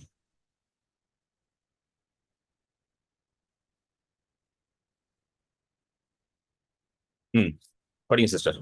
உம்முடைய சத்தியத்தினாலே அவர்களை பரிசுத்தமாக்கும், உம்முடைய வசனமே சத்தியம். உம்முடைய சத்தியத்தினாலே அவர்களை பரிசுத்தமாக்கும், உம்முடைய வசனமே சத்தியம். சொல்லுங்க. பரிசுத்தமாக்குறதுக்கு வந்துதான் ஆண்டவர் எதை கொடுத்திருக்கிறாரு? வசனத்தை கொடுத்துருக்காரு. இதே வந்து பவுல் வந்து எபேசியருக்கும் எழுதுவார். எபிசு சபை இருக்கு பாத்தீங்கன்னா, எபிஷியன் சர்ச், அதுக்கும் எழுதுறாரு. எங்க எழுதுவார்னா 5 எபேசியர் 5க்கு எழுதுறாரு. எப்படி எழுதுறாருன்னா, கணவன் மனைவி உறவை வச்சு எழுதுவார். அதை அனாலஜி வந்து ஹஸ்பண்ட் ஒய்ஃப் உறவை வச்சு எழுதுவார். எப்படி எழுதுறாருன்னா பாருங்க, எஃபிஷியன்ஸ் 5:25 இருந்து படிங்க சிஸ்டர். 25 இருந்து 27 வரைக்கும் படிங்க. 25, 26, 27. புருஷர்களே, உங்கள் மனைவிகளில் அன்பு கூறுங்கள், அப்படியே கிறிஸ்துவும் சபையில் அன்பு கூர்ந்து தாம் அதை திருவசனத்தை கொண்டு தண்ணீர் முழுக்கினால் சுத்திகரித்து பரிசுத்தம். எப்படி சுத்திகரிப்பும் எப்படி பரிசுத்தம் உண்டாகுதான்? திருவசனம். Not by your works. நல்லா கேட்டுக்கோங்க. நீங்க செய்யற ஃபாஸ்டிங்னால வந்து என்ன ஆக போறது இல்ல, பரிசுத்தம் வராது. நல்லா கவனிச்சுக்கோங்க. நீங்க செய்யற ஃபாஸ்டிங்கு, நீங்க செய்யற பெனன்சஸ்னா என்னது? நற்கிரைகள். இதை பண்ண, அதை பண்ண, 4 பேருக்கு சோறு போட்டேன், அதெல்லாம் பண்ணுங்க, தப்பு கிடையாது. சேரிட்டி பண்ணுங்க, கிவிங் பண்ணுங்க, அதெல்லாம் பண்ணுங்க. ஆனா அதனால உங்களுக்கு என்ன வராது? பரிசுத்தம் வராது. நான் பண்ற மினிஸ்ட்ரினால எனக்கு என்ன வராது? பரிசுத்தம் வராது. சில பேர் நினைக்கிறாங்க ஊழியம் பண்ணா பரிசுத்தம் ஆட்டோமேட்டிக்கா வரும். கிடையாது. நல்லா புரிஞ்சுக்கோங்க. மினிஸ்ட்ரி என்னோட காலிங். பரிசுத்தம் வசனத்தினால மட்டும்தான் வரும். எத்தனை பேருக்கு புரியுதுங்க உங்களுக்கு? How many of you are able to understand this? அந்த ரொம்ப அழகா எழுதியிருக்காரு பாருங்க. சபை தாம் அதை திருவசனத்தை கொண்டு தண்ணீர் மூழ்கினால் சுத்திகரித்து பரிசுத்தம் இருக்கும். பாருங்க, that he might sanctify and cleanse. சுத்திகரிப்பு, பரிசுத்தம். எப்படி? by the washing of water by the word. தண்ணீரை வந்து எப்படி காட்டுறாரு பாருங்க. வசனம் தான் தண்ணீராம். ஸோ ஒருத்தன் வந்து டெய்லி கழுவுவீங்களா? உங்களை டெய்லி உங்களை குளிப்பாட்டுவீங்களா? Daily have a bath, right? ஏன் டெய்லி நம்மளுக்கு என்ன தேவைப்படுது? கிளென்சிங் தேவைப்படுது. கரெக்டா? Daily we cleanse our self. Constantly வீக்ல வருஷத்துக்கு ஒரு வாட்டி தான் குளிப்பேன். யாரா இருக்கீங்களா? பிரதர் கிறிஸ்மஸ்க்கு தான் பிரதர் குளிப்பேன், அப்போ அடுத்த கிறிஸ்மஸ்க்காக குளிப்பேன், அப்படி யாரா இருக்கீங்களா? கிடையாது. அப்படி சில பேர் வாழ்றாங்க, நான் கேள்விப்பட்டேன். அப்பப்போதான் குளிக்கிறாங்க போல, தண்ணியை லைட்டா தொட்டு பார்ப்பாங்களாம். அந்த மாதிரி ஆட்களும் இருக்கிறாங்க. Constantly you clean your self. Amen. அதே போலதான் வசனத்தை வச்சு நீங்க உங்களை பரிசுத்தம் ஆக்கி கொண்டே இருக்கணுமா? சோ ஒரு மனுஷன் வந்து எப்படி வந்து பரிசுத்தனா என்ன தெரியுமா? தேவன் உங்களை எப்படி பாக்குறாரோ அப்படி வாழ்றது, அதுதான் பரிசுத்தம். நல்லா புரிஞ்சுக்கோங்க. பரிசுத்தனா அதான் நான் திரும்ப திரும்ப சொல்றேன், அதையும் சொல்லி, பரிசுத்தனா வேலை சட்டை போடுறது, நகையை கழட்டுறது கிடையாது பரிசுத்தம். தேவன் உங்களை எப்படி பார்க்கணும்னு நினைக்கிறாரோ அதான் பரிசுத்தம். தேவன் உங்களை எப்படி பார்க்கணும்னு நினைக்கிறாரு? தம்முடைய சாயல, தம்முடைய ரூபத்துல இருக்கிற மனுஷனாக. சோ தேவன் உங்களை எப்படி பார்க்கணும்னு நினைக்க தெரியுமா? இயேசுவை போல நீங்க இருக்கணும். இதுதான் உங்களுடைய ஸ்டாண்டர்ட் வந்து இயேசுவா தான் இருக்கணும். பரிசுத்தத்துக்கு ஸ்டாண்டர்ட் யாரா தெரியுமா இருக்கணும்? இயேசு மட்டும்தான். நல்லா புரிஞ்சுக்கோங்க. உங்க லைஃபுக்கு ஸ்டாண்டர்ட் வந்து ஒரே ஆள் தான், அது இயேசு கிறிஸ்து மட்டும்தான். ஸோ இயேசுவை எப்படி ஆண்டவர் பார்க்கிறாரோ அதே போலதான் உங்களையும் பார்க்க நினைக்கிறாராம். ஸோ நீங்க உங்களை பார்க்கணும், இயேசு எப்படி இருப்பாரு? இயேசு எல்லாரையும் மன்னிப்பாரா? Okay, மன்னிப்பாரு, right. இயேசு எல்லாரும் நேசிப்பாரா? எல்லாரும் நேசிப்பாரு. ஸோ இயேசு இடத்துல இருக்கிற ட்ரைட்ஸ் இருக்கு பாத்தீங்களா, இதுதான் ரியல் பரிசுத்தம். எத்தனை பேருக்கு புரியுது? இயேசு யாரை கண்டம் பண்ணுவாரா? யாரையுமே கண்டம் பண்ண மாட்டாரு. அதுதான் பரிசுத்தம். நிறைய பேர் நம்ம ஊர்ல பரிசுத்தணும்னா எல்லாரையும் கண்டம் பண்றவரு. நான் பரிசுத்தவான், நீ பாவி அப்படின்றானுங்க. ஒண்ணு, நீ எல்லாம் ஒரு பரிசுத்தவானா? நான் தான் பரிசுத்தவான்னு சொல்லி கண்டம் பண்ண ஆரம்பிச்சது. ரியலா பரிசுத்துல இருக்கோம்னா கண்டமே பண்ண மாட்டேன் யாரையும். ஹல்லேலூயா, ஆமென். சோ வார்த்தை மூலமா, திருவசனத்தின் மூலமாக என்ன பண்றாரா? நம்மளே சுத்திகரிக்கிறாரு, கழுவுறாரு, பரிசுத்தமாக்குறாரு.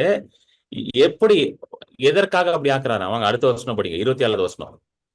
கரை திரை முதலானவைகள் ஒன்றும் இல்லாமல் பிழையற்றதுமான மகிமையுள்ள சபையாக அதை தமக்கு முன் நிறுத்திக் கொள்வதற்கும் தம்மைத்தாமே அதற்காக ஒப்பு கொடுத்தார். சொல்லுங்க. கரை திரை, கரை இல்லாம, இது இல்லாம, அழுக்கு இல்லாம மகிமையான சபையை உண்டாக்குவதற்காக வார்த்தையின் மூலமாக சபையை அவர் என்ன பண்றாரு? பரிசுத்தமாக்கி கொண்டிருக்கிறார். சோ இந்த வேலையை யாரு செய்யறாங்க? கர்த்தர் செய்யறாரு. நல்லா கேட்டுக்கோங்க, இந்த வேலையை யார் செய்யறா? கடவுள் செய்யறாரு. ஒரு விஷயம் நல்லா புரிஞ்சுக்கணும். நம்ம through our self effort we cannot make ourselves holy. Hallelujah, நல்லா புரிஞ்சுக்கோங்க. நம்மளுடைய செல்ஃப் எஃபர்ட்னா என்னதுங்க? உங்களுடைய சுயத்தினால ட்ரை பண்ணி அதை பண்ணி இதை பண்ணி பண்ண முடியாது. ஆண்டவருடைய வசனத்தின் மூலமாக மட்டும்தான் நீங்க செய்ய முடியும். ஆமென். ஏன்னா எல்லா கிறிஸ்தவர்களுக்கும் ஒரு ஆசை இருக்குது, நல்ல ஒரு ஹோலி லைஃப் வாழணும் பிரதர், ஒரு பரிசுத்தமான வாழ்க்கை. என்னால சின்ன வயசுல இருந்து எனக்கு ஒரு ஆசை இருக்கு, வாலிப நாட்கள்லாம் பரிசுத்தமா இருக்கணும்னு. அப்ப நான் வந்து என்னோட சுயத்துல ட்ரை பண்ணுவேன், இது இப்படி ஒண்ணுமே ஒர்க் ஆகாது. எப்போ நான் பரிசுத்தமாக என்னோட வாழ்க்கையில பரிசுத்தம் உண்டாச்சுன்னா, எப்போ நான் அதிகமாக வார்த்தையை எடுத்துக்கொண்டனோ என் வாழ்க்கையில, அப்போ ஆட்டோமேட்டிக்கா பரிசுத்தம் உண்டாச்சு. எத்தனை பேருக்கு புரியுது? When I spent time in the word of God, when I spent more time taking the word of God inside me, என் வாழ்க்கையில அதிகமாக வார்த்தைனா தேவனோட நீங்க டைம் ஸ்பெண்ட் பண்றீங்க, அதுதான் வார்த்தையோட டைம் பண்றது. அதிகமாக வார்த்தையை படிக்கிறது, வார்த்தை எனக்குள்ள போகும்போது தான் எனக்குள்ள என்ன உண்டாச்சு? பரிசுத்தம் உண்டாச்சு. When I spent more time talking to God. எத்தனை பேருக்கு புரியுதுங்க? When I spent more time talking to God, ஆண்டவரோட நான் பேசும்போது தான் எனக்குள்ள பரிசுத்தம் உண்டாகுது.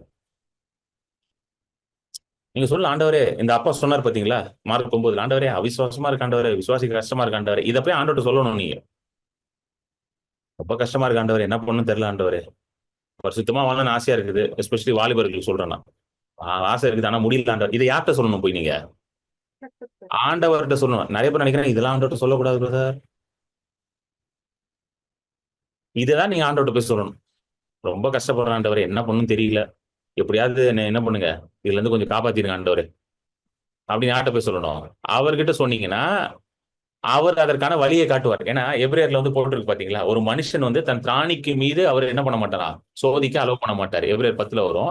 ஆனா சோதனை வரும்போது அதற்கான வழியையும் அவர் என்ன பண்ணுவாரா? வைத்திருக்கிறார்.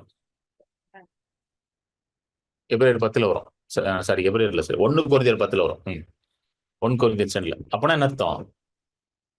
எல்லா பிரச்சனைக்கும் சோதனைக்கும், அதாவது சோதனைன்னா வெறும் டெம்டேஷன் மட்டும் நினைக்காதீங்க. எல்லா பிரச்சனைக்கும் சோதனைக்கும் சேலஞ்சஸ் எல்லாத்திற்கும் அதுல இருந்து தப்பிக்கிறதுக்கான வழியையும் என்ன பண்ணிருக்காரு? உண்டு பண்ணி வச்சிருக்காரு. இப்ப அந்த வழியை வந்து கண்டுபிடிக்கணும்னா என்ன பண்ணணும்? நீங்க ஆண்டவர்கிட்ட போய் கேட்டாதான் அவர் சொல்லுவாரு. நம்ம போட்டு மண்டையை உடச்சிக்கிட்டு இருக்க கூடாது. இந்த வருஷம் தான் படிங்க சிஸ்டர். மனுஷருக்கு நேரிடுகிற சோதனையே அல்லாமல் வேறே சோதனை உங்களுக்கு நேரிடவில்லை. தேவன் உண்மையுள்ளவராய் இருக்கிறார். உங்கள் திராணிக்கு மேலாக நீங்கள் சோதிக்கப்படுகிறதற்கு அவர் இடம் கொடாமல் சோதனையை தாங்கத்தக்கதாக சோதனையோடு கூட அதற்கு தப்பிக்கொள்ளும்படியான போக்கையும் உண்டாக்குவார். சோ இது எந்த கான்டெக்ட்ல நீங்க 1 கொரிந்தியர் 10 எடுத்து படிச்சீங்கன்னா தெரியும். அப்படியே வரும். ஏன்னா இஸ்ரவேலை பத்தி எழுதிட்டு வருவார். இஸ்ரவேல் ஜனங்கள் வந்து எப்படி வந்து வனாந்திரத்துல வந்து ஆண்டவரை சோதிச்சாங்க, எப்படி வனாந்திரத்துல மரித்து போனாங்க, எப்படி வந்து அவிசுவாசத்தினால அவங்க வாழ்க்கை அவங்க என்ன ஆச்சு, அவங்களுடைய வாக்கு தத்தத்தை சுதந்திரிக்காம இதானாங்கன்னு சொல்லி அந்த 1 Corinthians 10 அப்படியே பேசிட்டே வருவார். பேசிட்டு என்ன சொல்லுவாரு, எப்பா இது நல்லா புரிஞ்சுக்கோ, உனக்கு எப்படி இஸ்ரேல் ஜனங்கள் வந்து வனாந்திரத்துல வந்து என்ன பண்ணாங்க, ஆண்டவருடைய வார்த்தையை சரியா பின்பற்றாம அவிசுவாசத்துல மரித்து போனாங்களோ, சோ நீ வந்து என்ன ஆயிடாத, அப்படி ஆயிராத. இது உனக்கு திஷ்டாங்கமாக எழுதப்பட்டிருக்கு. அப்ப என்னது, உனக்கு ஒரு எக்ஸாம்பிளா எழுதப்பட்டிருக்கு. சோ நீ சோதிக்கப்படும் போது என்ன நினைக்காது, ஆண்டவர் என்னை கைவிட்டுட்டார், இந்த சோதனையில எனக்கு ஆண்டவர் ஹெல்ப் பண்ண மாட்டார்னு நினைக்காத. என்னன்னு சொல்லு, சோதனையில இருந்து விடுவிக்கிறதுக்கான வழியையும் எனக்கு உண்டாக்கி வைத்திருக்கிறான்றத புரிஞ்சுக்கோ அப்படின்னாரு. எத்தனை பேருக்கு புரியுது உங்களுக்கு? எல்லா சோதனையிலிருந்தும், எல்லா சோதனைனா அது எல்லாமே உள்ள வருது. அதுக்குள்ள பிரச்சனை, சோதனை, பலவீனம், இது இது அது என்ன வேணா நீங்க உள்ள வச்சுக்கோங்க. எல்லாத்துல இருந்தும் வெளியே வர்றதுக்கான என்ன வச்சிருக்காரு ஆண்டவர், வழியையும் உண்டு பண்ணியிருக்கிறார். இப்ப அந்த வழியை நீங்க ஆண்டவர்கிட்ட போய் கேட்டா கிடைக்க போதும் உங்களுக்கு. சோ அந்த வழியை வந்து ஆண்டவர் வந்து வசனத்தின் மூலமா வெளிக்காட்டுவாரு, ஜெபத்தின் மூலமாக உங்களுக்கு வெளிக்காட்டுவாரு, செய்திகள் மூலமா பேசுவாரு. எப்படியாவது ஒரு இடத்துல அந்த வழியை உங்களுக்கு என்ன பண்ணிடுறாரு ஆண்டவர், சொல்லி கொடுத்துருவாரு. எத்தனை பேர் புரியுதுங்க நான் சொல்றது? இதுதான் அவர் சொல்றாரு. ஆமென். இப்போ நம்ம இதுக்கு வந்துருவோம், திரும்ப வந்துருவோம். சோ கிரேட் ஃபெய்த், இந்த மனுஷன் வந்து கிரேட் ஃபெய்த். இன்னொரு ஒரு பயங்கரமான ஒரு ஃபெய்த் இருக்கு, அது வந்து I will call reckless faith. Reckless ஃபெய்த்னா அது அந்த ஃபெய்த்துக்கு வந்து வார்த்தையே கிடையாது. மெட்ராஸ் பாஷையில சொல்லணும்னா வேற லெவல் ஃபெய்த். சரிங்களா? மத்தேயு 15:21-28. மத்தேயு 15:21-28. அவ்விடம் விட்டு புறப்பட்டு தீரு சீதோன் பட்டணங்களின் திசைகளுக்கு போனார். அப்பொழுது அந்த திசைகளில் குடியிருக்கிற கானானிய ஸ்திரீ ஒருத்தி அவரிடத்தில் வந்து, ஆண்டவரே, தாவீதின் குமாரனே, எனக்கு இரங்கும், என் மகள் பிசாசினால் கொடிய வேதனைப்படுகிறாள் என்று சொல்லி கூப்பிட்டாள். அவளுக்கு பிரதியுத்தரமாக அவர் ஒரு வார்த்தையும் சொல்லவில்லை. அப்பொழுது தன்னுடைய சீஷர்கள் வந்து, இவள் நம்மை பின்தொடர்ந்து கூப்பிடுகிறாளே, இவளை அனுப்பிவிடும் என்று அவரை வேண்டிக் கொண்டார்கள். அதற்கு அவர், காணாமற் போன ஆடுகளாகிய இஸ்ரவேல் வீட்டாரிடத்திற்கு அனுப்பப்பட்டேனே அன்றி மற்றபடி அல்ல வென்றார். அவள் வந்து, ஆண்டவரே, எனக்கு உதவி செய்யும் என்று அவரை பணிந்து கொண்டாள். அவர் அவளை போதும் சார், மத்தது அப்புறம் படிப்போம். இந்த அம்மா வந்து கானானிய ஸ்திரீன்னு போட்டிருக்கு இங்க வந்து மத்தேயில. இத மார்க்ல வந்து இந்த அம்மா பத்தி இன்னும் கொஞ்சம் எக்ஸ்ட்ரா டீடைல்ஸ் எல்லாம் கொடுத்திருப்பாரு. மார்க் எழுதியிருப்பாரு. மார்க் 7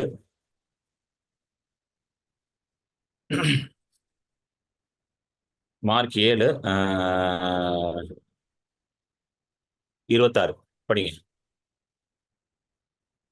அந்த ஸ்திரீ சீரு பேனிக்கியா தேசத்தாளாகிய கிரேக்க ஸ்திரீயா இருந்தாள். அவள் தன் மகளை பிடித்திருந்த பிசாசை துரத்தி விட வேண்டும் என்று அவரை வேண்டிக் கொண்டாள். போதும். கிரீக் அப்படின்னு போட்டிருக்கு, கேனனைட்னு போட்டிருக்கு. ப்ராபப்ளி வந்து இந்த அம்மா ஒரு கிரீக் லிவிங் இன் கேனனா இருக்கலாம், எப்படி தெரியல. பட் ஆனா யூதர் கிடையாது. சரிங்களா? ஸோ ஒரு சைரோஃபினிஷியன்னா சிரியா தேசத்து பின்புலத்துல இருந்து வந்த ஒரு ஸ்திரீ. அப்புறம் ஒரு மாதிரி மல்டி ரேஷியல், மிக்ஸ்டு ரேஷியலா, அந்த மாதிரி ஏதோ ஒரு இது. சரிங்களா? ஆனா யூத ஸ்திரீ கிடையாது. அதுதான் வந்து இங்க எம்பசைஸ் பண்றாங்க. மேத்யூ எம்பசைஸ் பண்றாரு, மார்க்கும் எம்பசைஸ் பண்றாரு. She is not a Jew, totally alien from the Jewish nation. அதாவது யூத மார்க்கத்துக்கு முற்றிலும் புறம்பான ஒரு இதுல இருந்து வந்திருக்காங்க அந்த அம்மா. அதுதான் வந்து அவங்க ரொம்ப ஸ்ட்ராங்கா எம்பசைஸ் பண்ணி இங்க சொல்றாங்க. ஏன்னா அது புரிஞ்சாதான் வந்து இயேசு ஏன் அப்படி பேசினாருன்னு புரியும். ஏன்னா இயேசு பேசுறது ரொம்ப கடினமான வார்த்தைகள் யூஸ் பண்றாரு இயேசு. கரெக்டா? ரொம்ப பயங்கரமான வார்த்தைலாம் யூஸ் பண்றாரு. வந்து நம்ம வேண்டிக் கொள்ளுது. உடனே சீஷர்கள்லாம் என்ன சொல்றாங்க, இந்த அம்மா அனுப்பி விடுங்க ஆண்டவர், ரொம்ப டிஸ்டர்ப் பண்ணுது, பின்னாடியே வருது, தாவீதின் குமாரனே பின்னாடியே வருது. ஸோ இந்த அம்மா வந்து யூத ஸ்திரீ இல்லைனாலுமே எப்படி பேசுது பாருங்க, யூதர்களை போலே பேசுது, தாவீதின் குமாரனேன்னு வருது. ஏன்னா அது என்ன நினைச்சிருச்சுன்னா, இந்த மாதிரி வந்து சில வார்த்தைகள்லாம் யூஸ் பண்ண ஆண்டவர் என்ன பண்ணிடுவாரு, ஜெபத்தை கேட்டுருவாருன்னு சொல்லி நம்மளும் என்ன பண்ணலாம், இந்த மாதிரி ஜோம் பண்ணலாம் அப்படின்ட்டு ட்ரை பண்ணியிருக்குது. தப்பு கிடையாது, அந்த அம்மாவுக்கு வந்து ரிசல்ட் வரணும். அதனால அது it is using all possible ways. எத்தனை பேருக்குங்க புரியுது? எல்லா வழியும் யூஸ் பண்ணுது. சரிதான், நம்ம வந்து நமக்கு சைரோஃபீனிஷியன் கிரேக்க ஸ்திரீ கானான்ல இருந்து வரோம், நம்ம சொல்றது ஆண்டவர் கேட்பாரான்னு தெரியல, தாவீதின் குமாரன் போயிடுவோம் டைரக்டா. அப்போனா கொஞ்சம் ஏதாவது வந்து செய்வாரு. ஏன் அப்படி பேசுதுன்னா, அந்த காலத்துல வந்து கானானியர்களை வந்து எப்படி பார்த்தாங்கன்னா, யூதர்கள் வந்து லிட்டரலா வந்து நாய் மாதிரி தான் பார்த்தாங்க. டாக்ஸ் மாதிரி தான் பார்ப்பாங்க கானானியர்கள். ஏன்னா யூதர்கள் வந்து தங்களை எப்படி பார்த்துக்கிட்டாங்க, அவங்க தங்களை எப்படி பார்த்தாங்கன்னா, நாங்க ரொம்ப மேன்மையானவர்கள், நாங்கெல்லாம் வந்து ரொம்ப உயர்ந்த ஜாதி. இந்த யூதர்கள் கிட்ட இது ரொம்ப பெரிய ஒரு பழக்கம் இருந்துச்சு. நாங்களாம் பெரிய ஜாதி, உயர்ந்த ஜாதி. நீங்களாம் நாய்ங்க, நீங்களாம் ஒண்ணும் கிடையாது. எங்கிட்ட தான் ஜீவனுள்ள தேவன் இருக்காரு. நாங்க தான் அவருடைய ரத்தத்தினால என்ன பண்ணப்படுறோம், ஆட்டுக்குட்டியின் ரத்தம் எங்களுக்கு பாவ மன்னிப்புக்காக வருடந்தோறும் என்ன பண்ணப்படுது, சிந்தப்படுது. எங்களுக்கு ஒரு பெரிய தேவாலயம் இருக்கு, அது இருக்கு, இது இருக்குன்னு சொல்லி ரொம்ப பெருசா வந்து தங்களை வந்து என்ன பண்ணுவாங்க, பெருசா பார்ப்பாங்க. புரியுதுங்களா உங்களுக்கு? மத்தவங்க எல்லாரும் எப்படி பார்ப்பாங்க யூதர்கள்? டாக். சிம்பிளா அவங்கள வந்து டாக்ன்றவாங்க. சோ இந்த அம்மா வந்து அழுதோன்னா அந்த மத்தேயுக்கு வந்துருங்க திரும்ப. வந்தோடனே இயேசு எப்படி பேசுறாரு பாருங்களேன். 23 இருந்து படிங்க சிஸ்டர். அவளுக்கு பிரதியுத்தரமாக அவர் ஒரு வார்த்தையும் சொல்லவில்லை. அப்பொழுது அவருடைய சீஷர்கள் வந்து, இவள் நம்மை பின்தொடர்ந்து கூப்பிடுகிறாளே, இவளை ம், அனுப்பிவிடும் என்று அவரை வேண்டிக் கொண்டார்கள். அதற்கு ம். அவர், காணாமற் போன ஆடுகளாகிய இஸ்ரவேல் வீட்டாரிடத்திற்கு அனுப்பப்பட்டேனே அன்றி மற்றபடி அல்லவென்றார். அவள் வந்து, ஆண்டவரே எனக்கு உதவி செய்யும் என்று அவரை பணிந்து கொண்டாள். அவர் சிஸ்டர் அவளை போதும், சிஸ்டர் போதும். பாருங்க, இயேசு பதிலே சொல்ல சீஷர்களை அனுப்புன்றாங்க. அப்போ ஆண்டவர் என்ன சொல்றாரு, காணாமல் போன இஸ்ரவேலின் நாடுகளுக்கு தான் வந்திருக்கேன். ஏன்னா இயேசு அதுக்கு தாங்க வந்தாரு. ஃபர்ஸ்ட் நீங்க ஃபர்ஸ்ட் அதனால புரிஞ்சுக்கணும். Jesus game for the last in Israel. யூதர்கள் மத்தியில தொலைந்து போனவர்களுக்கு தான் வந்தாரு. ஏன்னா ஆண்டவருடைய திட்டம் என்னது, யூதர்களுக்கு ரட்சிப்பை கொண்டு வந்து யூதர்கள் மூலமாக உலகத்தை கொண்டு வரணும். அதான ஆண்டவர் திட்டம். ஆபிரகாம் எடுக்கிறாரு, ஆபிரகாம் ஆசீர்வதிக்கிறார், உன் மூலமாக உலகத்தில் உள்ள சகல ஜாதிகளும் குடும்பங்களும் ஆசீர்வதிக்கப்படும் ஆபிரகாம்டே சொல்லிட்டாரு. சோ ஆண்டவரோட பிளானே வந்து இப்படிதான் கொண்டு போகணும். ஏன்னா ஜீசஸ் வந்து ஹோல் வேர்ல்டு ரீச் பண்ண முடியாது. ஏன்னா அவர் 3 வருஷம் தான் இருக்கிறாரு.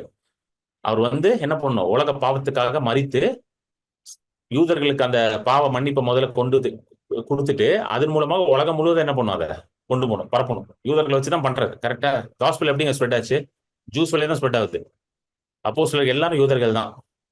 ஆதி திருச்சபை எல்லாம் என்னது, யூதர்கள் தான் நிறைய இருந்தாங்க ஆதி திருச்சபையில நிறைய இடத்துல. சரிங்களா? அவங்கள வச்சுதான் காஸ்பல் என்ன பண்றாரு, ஸ்ப்ரெட் பண்றாரு. சோ என்ன சொல்றாரு, தெளிவா சொல்றாரு, நான் வந்து யூதர்கள் தான் வந்திருக்கேன், காணாம போன ஆடி தான் வந்திருக்கேன், உனக்கு நான் வரல, எனக்கு அவன் தான் பிரைமரி ஃபோக்கஸ்ன்றார். இது ஏன் இயேசு வந்து அப்படி சொல்றாருன்னா, he is trying to explain certain things to the disciples. அதாவது சீஷர்களுக்கு சில காரியங்களை புரிய வைக்கிறதுக்காக இந்த அம்மாட்ட எப்படி பேசுறாரு. இந்த அம்மா வந்து அவர் இது பண்ணல, ஒதுக்கி தள்ளல. ஏங்க ரோம நூற்றதிபதிக்கு செஞ்சாரு, இந்த அம்மா செய்ய மாட்டாரா? இந்த அம்மா ஒதுக்கல. ஆனா சீஷர்களுக்கு புரியல, துரத்துறானுங்களே, போமா போமா போமா, உனக்கு எல்லாம் பண்ண மாட்டார், போமா. அவனுக்கு எந்த அளவுக்கு வந்து ஜாதி வரி பிடிச்சிருந்துருப்பானுங்க பாருங்க. பயங்கர ஜாதி வரி சீஷர்களுக்கு. போமா, யோசிச்சு நானும் அதை படிக்கும் போது நினைச்சிட்டே, என்ன இப்படி ஜாதி வரியில இருக்கீங்க நீங்களா அப்படின்ட்டு. சீஷர்களுங்க, சீஷர்கள். ஒரு அம்மா தான் அழுது, ஆண்டவரே என் பிள்ளைக்கு நீங்களாம் கொஞ்சம் மன இறங்க மாட்டீங்களாங்க? சொல்லுங்க, யாராவது இப்ப யாராவது அழுறாங்க, நீங்க என்ன சொல்லுவீங்க? பிரதர் கொஞ்சம் ப்ரே பண்ணுங்க பிரதர், சொல்லுவீங்களா மாட்டீங்களா? நானும் வந்து என்ன பண்ணுவேன், உடனே ப்ரே பண்ணுவேன். இந்த துரத்துறானே, போமா, உனக்கு எல்லாம் கிடையாது, போமா, நீ உனக்கு யாரு உள்ள விட்டா, நீ காணானே சரியாச்சே, நீ எல்லாம் எப்படி வந்தீங்க? ஆண்டவர் பார்த்துக்கிட்டே இருக்காரு. சரி இவங்க என்னதான் பண்றான்னு பார்ப்போம். ஓவரா பண்றானுங்க, 12 பேரும் ஓவரா பண்றீங்கடா, டே இருக்குடா உங்களுக்கு வச்சுக்கிறான்டா, இருடா அப்படின்னு அவர் பார்த்துக்கிட்டே இருக்காரு அவரு. இவங்க துரத்திட்டு இருக்கானுங்க. இவரும் அப்படியே பார்த்துட்டு சொல்றாரு, இவரு கூட பதில் சொல்றாரு, உனக்கெல்லாம் நான் வரலம்மா, இஸ்ரேலுக்கு தான் வந்திருக்கேன்னு. ஏன் அப்படி சொன்னார்னா, ஆண்டவர் தெரியும் அந்த அம்மாவை பத்தி. பாருங்க, இயேசுக்கு தெரியும் அந்த அம்மாவை பத்தி. உடனே அந்த அம்மாவை பாருங்களேன் எப்படி சொல்லுது பாருங்களேன். அடுத்த படிங்க சிஸ்டர், 26 படிங்க. அவர் அவளை நோக்கி, இல்ல பிள்ளைகளின் 25 படிங்க, 25 படிங்க. அவள் வந்து, ஆண்டவரே எனக்கு உதவி செய்யும் என்று அவரை பணிந்து கொண்டாள். அவர் அவளை நோக்கி, பிள்ளைகளின் அப்பத்தை எடுத்து நாய்க்குட்டிகளுக்கு போடுகிறது நல்லதல்ல என்றார். அதற்கு பாருங்க இயேசு பாருங்களேன், அவர் இன்னும் கொஞ்சம் கேம் அப் பண்றாரு, இன்னும் கொஞ்சம் வால்யூம் ஏத்துறாரு. ஏத்திட்டு, எல்லாம் ரைட்டு தான்மா, ஆனா பிள்ளையோட அப்பத்தை நான் எங்க போட முடியாது, நாய்க்குட்டி. இங்க ரொம்ப முக்கியமான வார்த்தை வந்து லிட்டில் டாக்ஸ் தான். பிரதர் எல்லாத்தையும் விட்டு நாய்க்குட்டிக்கு வந்துட்டீங்க பிரதர்ன்றீங்களா? இருங்க சொல்றேன். இது ரொம்ப முக்கியமான வார்த்தை வந்து லிட்டில் டாக்ஸ் தான். நாய்க்குட்டிக்கு போடக்கூடாது, நாய்க்குன்னு சொல்லல பாருங்க, நாய்க்குட்டி அப்படின்ட்டு அப்படின்னு சொன்ன உடனே அந்த அம்மா வந்துருச்சு. சரி ரைட், ஓகே, நாய்க்குட்டின்றீங்களா, ரைட்டு, நாங்க வர ஆண்டவரேன்னு சொல்லிட்டு வந்துருச்சு. படிங்க. அதற்கு அவள், மெய்தான் ஆண்டவரே, ஆகிலும் நாய்க்குட்டிகள் தங்கள் எஜமான்களின் மேஜையிலிருந்து விழும் துணிக்கைகளை தின்னுமே என்றாள். அந்த அம்மா வந்துருச்சு, எல்லாம் ரைட் ஆண்டவரே, ஆனா நாய்க்குட்டிக்கு சிக்கன் லெக் பீஸை சாப்பிட்டு எலும்பை போடுவீங்களா ஆண்டவரே அப்படின்ட்டு அந்த அம்மா. எத்தனை பேருக்கு புரியுது? எனக்கு ஒரு ஃப்ரெண்ட் ஒருத்தர் இருக்காரு, ஒரு ஒரு ஒரு பாஸ்டர் தாம்பரத்துல, ரொம்ப க்ளோஸ் ஃப்ரெண்டு. அவரை நாங்க மீட் பண்ணும்போதெல்லாம் வெளியில எங்க ஹோட்டலுக்கு போய் சாப்பிட்டோம்னா, சாப்பிட்டு முடிச்ச உடனே என்ன பண்ணுவாருன்னா, பிரதர் அந்த எலும்பெல்லாம் கொஞ்சம் கொடுங்க பிரதர் அப்படின்னு. ஃபர்ஸ்ட் டைம் பார்த்தா எதுக்கு இப்ப எலும்புலாம் கேட்கறாரு, ஏதாவது சாப்பிட்டோமே எதுக்கு எலும்பு கேட்கறாருன்னா, இல்ல பிரதர் எங்க வீட்டுல ஒரு நாய் இருக்குது, அந்த நாய்க்கு நாங்க என்ன பண்ண போறோம், எலும்புலாம் போயிட்டு ஹோட்டல்ல உடனே ஒரு கவர் வாங்கி எல்லாம் நாங்க சாப்பிட்ட எலும்பெல்லாம் தூக்கி என்ன பண்ணிடுவாரு, கவர்ல போட்டு எனக்கு கொண்டு போய் என்ன கொடுத்துருவாரு, அது நாய்க்கு போட்டுருவாரு. அந்த நாய் ரொம்ப சந்தோஷமா சாப்பிடும். வாவ் இன்னைக்கு நம்ம நல்ல ஃபீஸ்ட் நமக்கு அப்படின்ட்டு. சோ அதே போல அந்த அம்மா கண்டுபிடிச்சிச்சு, ஆண்டவரே எல்லாம் ரைட்டு, ஆனா கொஞ்சம் கொஞ்சம் கொஞ்சம் விடும் பாத்தீங்களா, அதெல்லாம் நான் சாப்பிட்டுக்கிறேனே, தப்பு கிடையாது அப்படின்னு. ஹalleluya. எப்படி இந்த அம்மா வந்து நாய் குட்டின்னு சொன்ன உடனே மேஜையில இருந்து விழுகிற துணுக்கைகளை சாப்பிடுன்னு சொல்லிச்சு? நாய் வீட்டுக்கு வெளியே தானங்க இருக்கணும். டெக்னிக்கலி நாய் எங்கங்க இருக்கும், வீட்டுக்கு வெளியே தான் இருக்கணும். ஆனா இது அம்மா என் மேஜைக்கு கீழே இருந்து ஒண்ணுன்னு சொல்லிச்சுன்னா, இவர் வந்து நாயின்னு சொல்ல, குட்டி நாயினாரு. சோ இவர் என்ன சொல்றாருன்னா, உன் வீட்டுல குட்டி நாய் வச்சிருப்ப பாத்தியா, அந்த நாய் அப்படின்ட்டாரு. நீ நீ வந்து யார் தெரியுமா, என் வீட்டுல இருக்க குட்டி நாயின்ட்டாரு அவர். என் வீட்டுல இருக்கிற பெட்டு டாக்ன்ட்டாரு. அந்த அம்மாக்கு என்ன தெரியுமா புரிஞ்சிச்சு, ஐ எம் பெட் டாக்னு புரிஞ்சிச்சு. எல்லாம் ரைட் ஆண்டவரே, I am your pet, I am your pet dog. நான் உங்களோட செல்ல பிராணி, தமிழ்ல சொல்லுவாங்க பாத்தீங்களா, செல்ல பிராணி நான். சோ செல்ல பிராணி எங்க இருந்து சாப்பிடும், மேஜையில இருந்து வர துணிக்கைகளை சாப்பிடுமேன்னு ஆண்டவர் குடிச்சாரு. வந்துட்டாமா நீ வந்துட்டமா பாயிண்ட்டுக்கு அப்படின்ட்டு. ஹalleluya. எல்லாத்தையும் அந்த அம்மாக்கு எந்த எந்த பால் போட்டாலும் கோல் அடிச்சிடும் அந்த அம்மா. ஆமென். அந்த அம்மா சொல்லுது, நீங்க எப்படி போட்டாலும் நான் சிக்ஸ் அடிச்சிடும் ஆண்டவர்னு சொல்லிட்டு, ஓகே ஆண்டவரே நான் ஒரு குட்டி, நீங்க நாய் குட்டிட்டீங்களா, நான் தான் அந்த குட்டி நாய், நான் தான் அந்த செல்ல பிராணி, மேல இருந்து மேஜையில இருந்து உழுற எலும்பு துண்டு எல்லாத்தையும் நான் சாப்பிட்டுக்கிறேன்னு ஒண்ணு இயேசு எப்படி பதில் சொல்றாரு பாருங்க 28வது வசனத்துல. இயேசு அவனுக்கு பிரதியுத்தரமாக, ஸ்திரீயே, ம். உன் விசுவாசம் பெரிது, நீ ஆஹ் விரும்புகிறபடி உனக்கு ஆகக்கடவது என்றார். அந்நேரமே அவள் மகள் ஆரோக்கியமானாள். ஹalleluya. உன் விசுவாசம் பெரிதுன்ட்டார், உடனே டப்பாலும் திருப்பிட்டாரு. இயேசு பாக்குறது, எப்பா யாருமா நீ, இப்படிப்பட்ட விசுவாசத்தை நான் எங்கேயும் பார்த்ததே இல்லை, உன் விசுவாசம் பெரிது, கிரேட் இஸ் யுவர் ஃபெய்த்ன்ட்டார். ரெண்டு பேரை பார்த்தா நாங்க ஆண்டவர் வந்து கிரேட் ஃபெய்த்னு சொன்னாரு. அந்த ரெண்டு பேரும் யூதர்கள் கிடையாது. ஒண்ணு வந்து நூற்றுக்கு அதிபதி, இன்னொன்னு யாரு, கானானிய ஸ்திரீ, சைரோபீனிஷியன் உமன். ரெண்டு பேரை பார்த்து கிரேட் ஃபெய்த்னாங்க. ஏன்னா அவங்க ரெண்டு பேருமே எப்படி ஆப்ரேட் பண்ணாங்கன்னா, அவருடைய வார்த்தை போதும்னு ஆப்ரேட் பண்ணாங்க. ஹalleluya. வார்த்தை போதும்னு நீங்க முடிவுக்கு வந்துட்டீங்கன்னா எல்லாமே உங்களுக்கு அடுத்தது கிடைச்சிடும். வார்த்தை தான் பூமியே உண்டாக்கிச்சான். வார்த்தை தான் என்ன பண்ணிச்சான், பூமியை உண்டாக்கிச்சான். வாங்க இதை படிப்போம், எபிரேயர் 11 படிப்போம் வாங்க. எபிரேயர் 11 3வது வசனம்.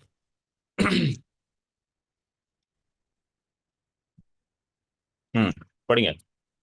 விசுவாசத்தினாலே நாம் உலகங்கள் தேவனுடைய ம், வார்த்தையினால் உண்டாக்கப்பட்டது என்றும், ம். இவ்விதமாய் காணப்படுகிறவைகள் தோன்றப்படுகிறவைகளால் உண்டாகவில்லை என்றும் அறிந்திருக்கிறோம். ஹalleluya. விசுவாசத்தினாலே, தேவனுடைய வார்த்தையினாலே இந்த உலகம் என்ன ஆகப்பட்டுச்சான், உலகங்கள் தேவனுடைய வார்த்தையினாலே உண்டாக்கப்பட்டுச்சான். இவ்விதமாய் காணப்படுகிறவர்கள் தோன்றப்படுகிறவர்களால் உண்டாகப்படவில்லை என்று. அப்படின்னா என்னன்னா, what ever you see did not come from something that you see, what ever you see came from something that you to not C. அப்படின்னா நீங்க காண்கிறது எதுவுமே காண்கிறதுல இருந்து வரலையா, காண்கிறது எல்லாம் காணாதுல இருந்து தான் வந்திருக்கு. எத்தனை பேர் புரியுது? நீங்க காண்கிறது காணாததுல இருந்து தான் என்ன பண்ணிருக்கு, வந்திருக்கு. புரியுதா இல்லையாங்க உங்களுக்கு, புரியுதா இல்லையா? நீங்க இப்ப பாக்குறீங்க பாத்தீங்களா, உங்க வீட்டுல இருக்க பொருள் எல்லாமே, இதெல்லாம் வந்து ஒரு டைம்ல ஒரு பீரியட்ல வந்து இதெல்லாம் கிடையவே கிடையாது. கரெக்டா இல்லையா? உங்க முன்னாடி இருக்க கம்ப்யூட்டர் இருந்துச்சா ஒரு 100 வருஷத்துக்கு முன்னாடி? கிடையாது. உங்ககிட்ட இருக்க செல்போன் ஒரு 20 வருஷம் முன்னாடி இருந்துச்சா? கிடையாது.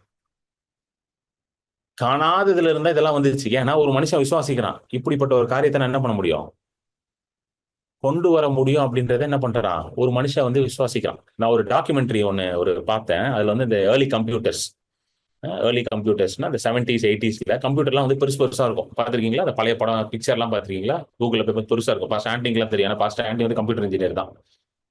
பெருசு பெருசா இருக்கும், ரூம் பெருசு இருக்கும், ரூம் சைஸ் இருக்கும் உங்க கம்ப்யூட்டர். இன்னைக்கெல்லாம் பாத்தீங்கன்னா, இப்ப நான் வச்சிருக்க கம்ப்யூட்டர்லாம் பாத்தீங்கன்னா இவ்வளவுதான் இருக்குது, திக்னஸே இவ்வளவுதான் இருக்குது. ஒரு கையில தூக்குவேன், ஒரு கையில தூக்குவேன். டோட்டலா அதோட வெயிட்டே வந்து 1.7 கேஜிஸ் தான்.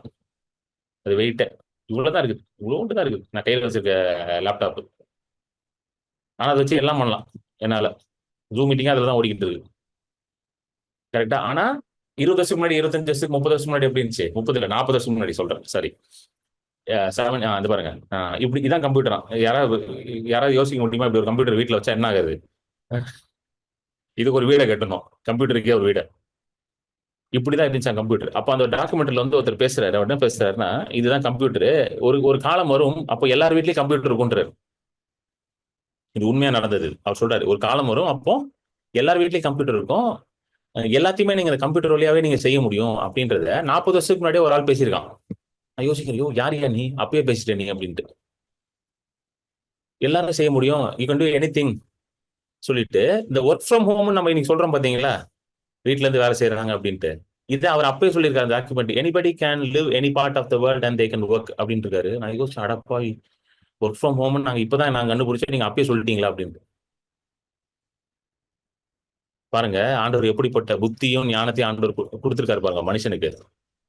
எங்க இருந்தாலும் எப்படினாலும் வேலை செய்யலாம். என்னனாலும் நீ உன் வீட்டிலேயே வந்து உனக்கு ஒரு கம்ப்யூட்டர் இருக்கும், அதை வச்சு நீ வந்து உலகத்துல நீ என்ன வேணா செய்யலாம் அப்படின்றத ஒரு மனுஷன் 40 வருஷத்துக்கு முன்னாடியே சொல்லியிருக்கான்.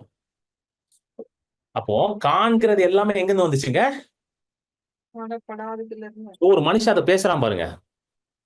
எத்தனை பேர் புரியுது? ஒரு மனுஷன் அன்னைக்கே பேசியிருக்கான் இதை. எங்க இருந்தாலும் நீ வேலை செய்யலாம் ஐயா. இங்க நீ பாருங்களேன், டெக்னாலஜியோட பவர் பாருங்க. நான் இங்க சென்னையில டீனர்ல உட்காந்துருக்கேன், நீங்க உலகம் முழுதும் உட்காந்துருக்கீங்க. இந்த ஜூம் மீட்டிங்ல உலகம் முழுதும் இருந்து ஜாயின் பண்ணிருக்கீங்க நீங்க. கரெக்டா? எப்படி ஆனா நம்ம கனெக்டடா இருக்கோம் பாருங்க. இதை எப்போ சொல்றாங்க? 40-50 வருஷத்துக்கு முன்னாடி ஒருத்தன் பேசிட்டான். எங்கேயோ ஒரு இடத்துல உட்காந்து நீ உலகம் ஃபுல்லா நீ என்ன பண்ணலாம்? நம்மளுடைய இவரே வந்து திருநெல்வேலியில தான் இருக்கிறாரு. யார்? அட்மின். அட்மின் வந்து சென்னையில எல்லாம் கிடையாது, அட்மின் திருநெல்வேலியில இருக்கிறான். அவனுக்கு இங்க இருந்து வேலையை சொல்லிட்டா வேலையை முடிச்சிருவான் அவன். அவனை நான் பார்க்கணும்னு அவசியம் இல்லை, எதுவும் பண்ணணும்னு அவசியம் இல்லை. ஹல்லேலூயா. ஆமென். சோ இதுதான் வந்து எபிரேயர் ஆசிரியர் எழுதுறாரு, காணப்படுகிற உலகம் வந்து தேவனுடைய வார்த்தையினால உண்டாக்கப்பட்டுச்சான். இந்த உண்டாக்கக்கூடிய திறனுள்ள வார்த்தை இன்றைக்கு ஆண்டவர் நமக்கு கொடுத்திருக்கிறார். ஹல்லேலூயா. The word that created the whole world has been now given to us. ஆமென். இதுதான் ஆண்டவர் பரிசுத்த ஆவியானவர் மூலமாக, பரிசுத்தவான்கள் மூலமாக பல நூற்றாண்டுகளாக various time, various centuries, various பீரியட்ஸ்ல எழுதி நமக்கு நம்மளோட கையில ஒப்படைச்சிருக்கிறார். புரியுதுங்களா உங்களுக்கு? அதனாலதான் இயேசு கிறிஸ்து வந்து வார்த்தையினால சுகமாக்கப்பட்டவர்கள் எல்லாரையும் பார்த்து கிரேட் ஃபெய்த்ன்றார். வீட்டுக்கு போய் கை வைன்னு சொன்னவன், எண்ணெய் ஊத்துன்னு சொன்னவன், அவனெல்லாம் அவர் பெருசா பார்க்கவே இல்லை. அவர் எவன் வந்து ஆண்டவரே ஒரு வார்த்தை சொல்லும் கர்த்தாவே, என் வேலைக்காரன் அங்க சுகமா இருக்கான், அவன் தான் என் கிரேட். ஹல்லேலூயா. ஆமென். ஏன்னா God himself exalts his word above everything. சங்கீதக்காரன் சொல்றான், God exalts his word in the heavens. என்னது? எல்லாத்துக்கும் மேல, பரலோகத்திற்கும் மேல அவரோட வார்த்தை என்ன பட்டிருக்கான்? உயர்த்தப்பட்டிருக்கு. அவரே தம்முடைய வார்த்தையை தான் என்ன பண்றாரா? உயர்த்தி பார்க்கிறார். எத்தனை பேருக்கு புரியுதுங்க உங்களுக்கு? புரியுதுங்களா இல்லையா? சோ உங்க வாழ்க்கையில நீங்க பார்க்க வேண்டிய எல்லா பிரேக் த்ரூஸையும் ஆண்டவர் எங்க கொண்டு வந்து வச்சிட்டாரு? அவருடைய வார்த்தையில கொண்டு வந்து வச்சிட்டார். இப்ப அந்த வார்த்தையை பேசுவதற்கு ஒரு மனிதனை ஆண்டவர் தேடிக்கொண்டிருக்கிறார். அந்த வார்த்தையை பேசுவீங்களா நீங்க? அதுதான் அவர் பார்க்கிறார். போட்டிருக்கு பாருங்க வசனம், உமது சகல பிரஸ்தாபத்தை பார்க்கிலும் உமது வார்த்தையை நீர் மகிமைப்படுத்தி இருக்கிறீர். ஹல்லேலூயா. ஆமென். You have exalted and magnified your word above all your name. சங்கீதம் 138:2. சோ இந்த வார்த்தையை நீங்க பேசுவீங்களா? இதுதான் ஆண்டவர் எதிர்பார்க்கிறார். Will you speak my word? என் வார்த்தை நீ பேசுவியா? என் வார்த்தை நீ பேசுவியா? இஷ்டத்துக்கு பேச சொல்ல ஆண்டவர். அதனால தான் சொன்ன நிறைய பேர்ட்ட நான் சொன்னேன், இஷ்டத்துக்கு பேசாதீங்க அப்படின்னு, மனசுல இருக்கிறதெல்லாம் பேசாதீங்க அப்படின்னு. சில பேர் சொல்லுவாங்க, மனசுல இருக்கிறதெல்லாம் பேசுங்க, அப்படியே பேசுங்க, எல்லாம் மனசுல தோணுதெல்லாம் பேசுங்க. கிடையாது, அப்படி பேசக்கூடாது, தப்பு. மனசுல 1000 தோணுங்க, எல்லாத்தையும் பேசிட்டு கூடாது. வார்த்தையில இருக்கிறத மட்டும் தான் நீங்க பேசணும். You should speak only what is in the word and not just what is in the heart. ஏன்னா வேதம் தெளிவா போட்டிருக்கு, what comes out of a man's mouth only will define himself. அந்த வசனம் படிச்சிருக்கீங்களா? அதை படிச்சிடும் நம்ம. மார்க் எங்க வருது? 7:15. பாருங்க. 7:15. மனுஷனுக்கு புறம்பே இருந்து 14 படிங்க. 14ல இருந்தே படிங்க சிஸ்டர். இன்று அவர் ஜனங்கள் எல்லாரையும் வரவழைத்து அவர்களை நோக்கி, நீங்கள் ம், எல்லாரும் எனக்கு செவி கொடுத்து உணருங்கள். ம், மனுஷனுக்கு புறம்பே இருந்து அவனுக்குள்ளே போகிறதொன்றும் அவனை தீட்டுப்படுத்த மாட்டாது. அவன் ம். உள்ளத்தில் இருந்து புறப்படுகிறவைகளை அவனை தீட்டுப்படுத்தும். ஆ, மனுஷனுக்கு புறம்பே இருந்துன்னா வெளியில இருந்து உள்ள போறது எதுவுமே அவன் என்ன பண்ணாதான், தீட்டுப்படுத்தாதான். எத்தனை பேருக்கு புரியுது இது? நீங்க என்ன சாப்பிடுறீங்களோ அது உங்களை தீட்டுப்படுத்தாதான். ஞாபகம் இருக்கா? தீபாவளிக்கு முன்னாடி சொன்ன பாத்தீங்களா? பயப்படாதீங்க, யாராவது தீபாவளி ஸ்வீட் கொடுத்தா வாங்கி சாப்பிடுங்க. அது உங்களை தீட்டுப்படுத்த முடியாது. ஆனா மதம் நமக்கு என்னங்க சொல்லி கொடுத்துருச்சு? கிறிஸ்துவ மதம் என்ன சொல்லி கொடுத்துருச்சு? அதெல்லாம் சாப்பிடாத, அதை சாப்பிட்டனா அவ்வளவுதான், பிசாசு வந்து உன் வீட்டுல குடியேறிடுவான், அவ்வளவுதான், பிசாசு உனக்கு உள்ளே போய் உட்கார்ந்துருவான், அப்படி யாரும் இப்படி யாரும் சொல்லி மதம் நம்மளுக்கு என்ன பண்ணிருச்சு? அதை நமக்கு தீட்டுன்னு சொல்லி கொடுத்துச்சு. பவுலே அப்படி எழுதல பாருங்களேன். 1 கொரிந்தியர் 8, 1 கொரிந்தியர் 10 எல்லாம் போய் படிச்சீங்கன்னா பவுலே அதை எழுதல. ஒரு விக்கிரகம் ஒண்ணும் கிடையாது, அதுக்கு ஐடல் இஸ் நத்திங் தான் எழுதியிருக்காரு பவுலே. ஒண்ணும் பண்ணாதுன்னாரு. அப்பனா அது உள்ள போறது உங்களை தீட்டுப்படுத்துமா? சொல்லுங்க, சொல்லுங்க, தீட்டுப்படுத்துமா? ஒண்ணுமே படுத்தாது உங்களுக்கு. ஏன்னா அதெல்லாம் என்ன ஆயிருமா? ரொம்ப அழகா எழுதியிருக்கு. அதெல்லாம் வந்து வெளியே தள்ளிருமா. அது வந்து எங்க எழுதியிருக்காருன்னா பாருங்க, 16 படிங்க. அடுத்தது வந்து 17 படிங்க சிஸ்டர். 17. அவர் ஜனங்களை விட்டு வீட்டுக்குள் பிரவேசித்த போது அவருடைய ம், சீஷர்கள் அவர் சொன்ன உவமையை குறித்து அவரிடத்தில் ம், விசாரித்தார்கள். அதற்கு அவர், ம். நீங்களும் இவ்வளவு இவ்வளவு உணர்வில்லாதவர்களா? ஆ, புறம்பிருந்து மனுஷனுக்குள்ளே போகிறதொன்றும் அவனை தீட்டுப்படுத்த மாட்டாதென்று நீங்கள் ம், அறிந்து கொள்ளவில்லையா? ஆ, அது அவன் இருதயத்தில் போகாமல் வயிற்றிலே போகிறது. ம், அதிலிருந்து எல்லா போஜனங்களின் அசுத்தங்களையும் கழிக்கிற ஆசன வழியாய் நீங்கி போகும். ம். மனுஷனுக்குள்ளே இருந்து புறப்படுகிறதே மனுஷனை தீட்டுப்படுத்தும். மனுஷனுக்குள்ள இருந்து புறப்படுறதே மனுஷனை தீட்டுப்படுத்துமா. நீங்க என்ன சாப்பிட்டாலும் அது என்ன ஆயிருமா? டைஜஸ்ட் ஆகி small intestine, large intestine, small intestine எல்லாம் போய் எல்லாம் வெளியே போயிடும். எங்க போயிடும்? எல்லாம் காலையில வெளியே வந்துடும். உட்காந்துட்டே இருக்குமா உள்ள? சொல்லுங்க. இப்ப நேத்து போய் நீங்க வந்து ஐடிசி கிராண்ட் சோலால சாப்பிடுறீங்க. ஐடிசியில கிராண்ட் சோலால சாப்பிட்டீங்கன்னா குறைஞ்சது 10-15 ஆயிரம் பில் வரும், குறைஞ்சது மினிமம். ஏன்னா அது 5 ஸ்டார் ஹோட்டல். 5 ஸ்டார் ஹோட்டல்ல சாப்பிட்டதுனால அது வெளியே வர மாட்டேன்னு சாப்பாடு இல்ல. 15,000 கொடுத்து சாப்பிட்டுருக்கோம் பிரதர், அதெல்லாம் வெளியே வரக்கூடாது, ஒரு வாரமாவது உள்ள இருக்கணும் பிரதர் அப்படின்னுமா சாப்பாடு? அஹ், சொல்லுங்க. 15,000 கொடுத்துருக்கோம் பிரதர், இவ்வளவு சிக்கன் தான் பிரதர் கொடுத்தான், 2,000 ரூபாய் போட்டான் பிரதர் அதுக்கு சொல்லிட்டு உள்ளே வச்சுப்பீங்களா? கிடையாது. கிளியர் ஆயிடும் போட்டுருக்கு, தெளிவாக போட்டுருக்கு பைபிள்ல, எல்லாம் கிளியர் ஆகி வெளியே போயிடுன்றது. இப்ப எது உள்ள போனா போயிடும். எது வந்து தீட்டுப்படுத்துமா அவங்கள? இருதயத்தில் இருந்து. இருதயத்துல இருந்து வெளியே வரதான் தீட்டுப்படுப்பான். சோ இருதயத்துலதான் என்னெல்லாம் இருக்குன்னு போட்டுருக்கு பாருங்க, படிங்க. எப்படி எனில் மனுஷருடைய இருதயத்திற்குள் இருந்து பொல்லாத ம், சிந்தனைகளும், விபசாரங்களும், ம், வேசித்தனங்களும், ம், கொலைபாதகங்களும், ம், களவுகளும், பொருளாசைகளும், ம், துஷ்டத்தனங்களும், ம், கபடும், காமவிகாரமும், வன்கண்ணும், ம், தூஷணமும், பெருமையும், ம். மதிகேடும் புறப்பட்டு வரும். ஆஹ் சில பேர் இதை பார்த்தோன்னே பயந்துட்டாங்க, இவ்வளவு இருக்குதா பிரதர் என் இருதயத்துல அப்படின்ட்டு. என்ன பிரதர் லிஸ்ட் பெருசா போதே பிரதர், இவ்வளவு இருக்குதா அப்படின்ட்டு. இது நான் சொல்லுங்க, இயேசு சொல்றார். இது எப்படிப்பட்ட இருதயத்தை பத்தி போட்டிருக்கு? தேவனை அறியாத ஒரு இருதயம் இப்படிதான் இருக்கும். பயந்துடாதீங்க. தேவனை அறியாத ஒரு இருதயம், கர்த்தருடைய வார்த்தையை இருதயத்துல ஒளித்து வைக்காத ஒரு இருதயம் இப்படிதான் இருக்கும். புரியுதுங்களா இல்லையாங்க? தாவீது சொல்றார்ல, உம்முடைய வார்த்தையை என் இருதயத்தில் நான் ஒளித்து வைத்தேன், உமக்கு விரோதமாக பாவம் செய்யாமல் இருப்பதற்காக. I hid your word in my heart so that I might not sin against you அப்படின்னாரு தாவீது. சோ தேவனுடைய வார்த்தையை நீங்க இருதயத்துல வைக்கும் பொழுது அந்த இருதயம் எப்படி இருக்குது? ஒரு பரிசுத்த இருதயமாக இருக்குது. இருதயம்னா அது என்னது? That is your mind. It is talking about your mind soul. இதை நம்ம ஹீலிங் ஸ்கூல்ல பேசணும் போன வாரம், ஸ்பிரிச்சுவல் பாடி. அதான் சொல்றாரு. நிறைய பேர் ரட்சிக்கப்பட்டும் வார்த்தை என்ன பண்ணல, இருதயத்துல வைக்காம இருக்காங்க. ரட்சிக்கலாம் பட்டாங்க, ஆனா வார்த்தை இல்ல இருதயத்துல. இன்னொரு இடத்துல இயேசு சொல்லுவாரு, அந்த அந்த அந்த trying to search that word, அது எங்கன்னா அவுட் ஆஃப் தி அபண்டன்ஸ். வாங்க, மத்தேயு 12. இருதயத்தின் நிறைவினால் மத்தேயு 12:35.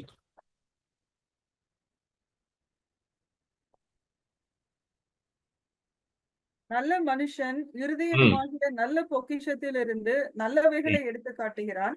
ஆ. பொல்லாத மனுஷன் பொல்லாத பொக்கிஷத்திலிருந்து பொல்லாதவைகளை எடுத்து காட்டுகிறான். இருதயமான நல்ல பொக்கிஷம். உங்க ஹார்ட் வந்து எப்படி இருக்குன்னா, ஒரு ட்ரெஷர் செஸ்ட் மாரி இருக்கு. ட்ரெஷர் செஸ்ட்னா என்னது? ஒரு பொக்கிஷ பெட்டி மாரி இருக்கும் உங்க ஹார்ட், உங்க இருதயம், உங்க மனது வந்து எப்படி இருக்காம்? ஒரு ட்ரெஷர் செஸ்ட். சரிங்களா? அதுல நீங்க எத போடுறீங்களோ, அதுதான் அங்க உள்ள இருக்கும். அது வந்து அது என்ன பண்ணுமா? வெளியில வருமா? சோ நல்ல மனுஷன் என்ன பண்ணுவான்னா, "A good man out of his good treasure of his heart brings forth good things. Evil man out of the evil treasure of his heart evil things." அதனால தான் பார்த்தீங்கன்னா, சில பேர் வந்து ஆச்சரியமா இருக்கும். இவரா இப்படி பண்ணிட்டாரு, இவரா அப்படி பண்ணிட்டாருன்னா, ரொம்ப நாளா உள்ள ட்ரெஷர் என்ன வச்சிருந்திருக்காரு? ஈவில் ட்ரெஷர உள்ள வச்சிருந்திருக்காரு. எத்தன பேருக்குங்க புரியுது? ஐயோ! இவரா பிரதர், அவரா பிரதர்ன்னு ஷாக் ஆவீங்க நீங்களே. எனக்கெல்லாம் ஷாக்கே ஆக மாட்டேங்குது. ஏன்னா, ரொம்ப நாளா ட்ரெஷர் எப்படி இருந்திருக்கு? ஈவிலா இருந்திருக்கு உள்ள. வார்த்தைய போட்டு ஒளிச்சு வச்சீங்கன்னா பிரச்சனையே இல்ல. எத்தன பேருக்கு புரியுது? புரியுதுங்களா இல்லையாங்க? You understand or not?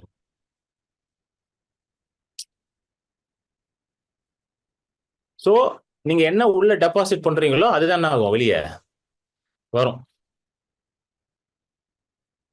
அதான் இயேசு கிறிஸ்து வந்து அந்த மார்க் 4 நம்ம அந்த வியாழக்கிழமையில பேசிட்டு இருந்தோம். அதுக்கப்புறம் நமக்கு டைம் இல்ல. ஏன்னா ஹீலிங் ஸ்கூல் வந்துருச்சு. மார்க் 4ல சொல்றேன். இத ஒண்ண மட்டும் நம்ம பார்த்துட்டு நம்ம முடிச்சிருவோம். மார்க் 4 அந்த ஊமை, விதைக்கிறவன் ஊமை. நான் வந்து ஏற்கனவே பேசியிருக்கேன் அதுல. இதுல ஒரே ஒரு பாயிண்ட்ட மட்டும் நம்ம பார்த்துருவோம். ரொம்ப முக்கியமான பாயிண்ட். மார்க் 4 அந்த ஊமை சொல்றாருல்ல, சொல்லிட்டு அந்த ஊமை எக்ஸ்பிளைன் பண்றாரு இப்போ. 13ல இருந்து படிங்க சிஸ்டர். 13ல இருந்து 13, 14, 15 மட்டும் படிங்க. இது மட்டும் பார்த்துட்டு முடிச்சிருவோம். பின்பு அவர் அவர்களை நோக்கி, இந்த ம், உவமையை நீங்கள் அறியவில்லையா? ம், அறியாவிட்டால் மற்ற உவமைகளை எல்லாம் எப்படி அறிவீர்கள்? ம், விதைக்கிறவன் வசனத்தை விதைக்கிறான். ம். வசனத்தை கேட்ட உடனே சாத்தான் வந்து அவர்கள் இருதயங்களில் விதைக்கப்பட்ட வசனத்தை எடுத்து போடுகிறான். இவர்களே போதும். வசனம் விதைக்கப்படுகிற வழிகிறான். வசனம் கேட்ட உடனே சாத்தான் வந்து விதைக்கப்பட்ட வசனத்தை எடுத்து போடுகிறான். As soon as the word is sown, Satan comes and immediately steals the word. சாத்தான் எதை திருடுறான் உங்க வாழ்க்கையில இருந்து? தேவ வசனம். உங்க நிறைய பேர் சொல்றாங்க, பிரதர் சாத்தான் வந்து என்னுடைய சுகத்தை திருடிட்டான், சாத்தான் வந்து என்னுடைய பலத்தை திருடிட்டான், சாத்தான் என் சொத்தை திருடிட்டான், சாத்தான் என்னை அதை திருடிட்டான், சாத்தான் அதெல்லாம் திருடவே இல்லை. எனக்கு ரொம்ப வருஷத்துக்கு முன்னாடி ஆண்டவர் எனக்கு இந்த வெளிப்பாடை கொடுத்தாரு. நானும் நினைச்சேன், ஆண்டவரே சாத்தான் அதை திருடிட்டான். ஆண்டவர் சொன்ன, சாத்தான் எதையுமே திருடலையா, சாத்தான் உன் வாழ்க்கையில வசனத்தை திருடிட்டு போயிட்டான். வசனம் போனோடனே எல்லாத்தையும் நீனே விட்டுருவ. புரியுதுங்களா இல்லையாங்க? வசனம் போனோடனே நீங்க மத்ததெல்லாம் நீங்களே லூஸ் பண்ணிடுவீங்க. தனித்தனியெல்லாம் திருட மாட்டான் வந்து அவன். ஏன்னா தேவ வசனத்தின் மூலமாக தான் தேவன் எவ்வளவு நல்லவர் என்பதை நீங்க புரிந்து கொள்ள முடியும். Hallelujah. Only through the revelation and the knowledge of God, you will be able to understand the goodness of God. ஆதாம் ஏவாள்கிட்ட இருந்து என்னத்தை திருடினா?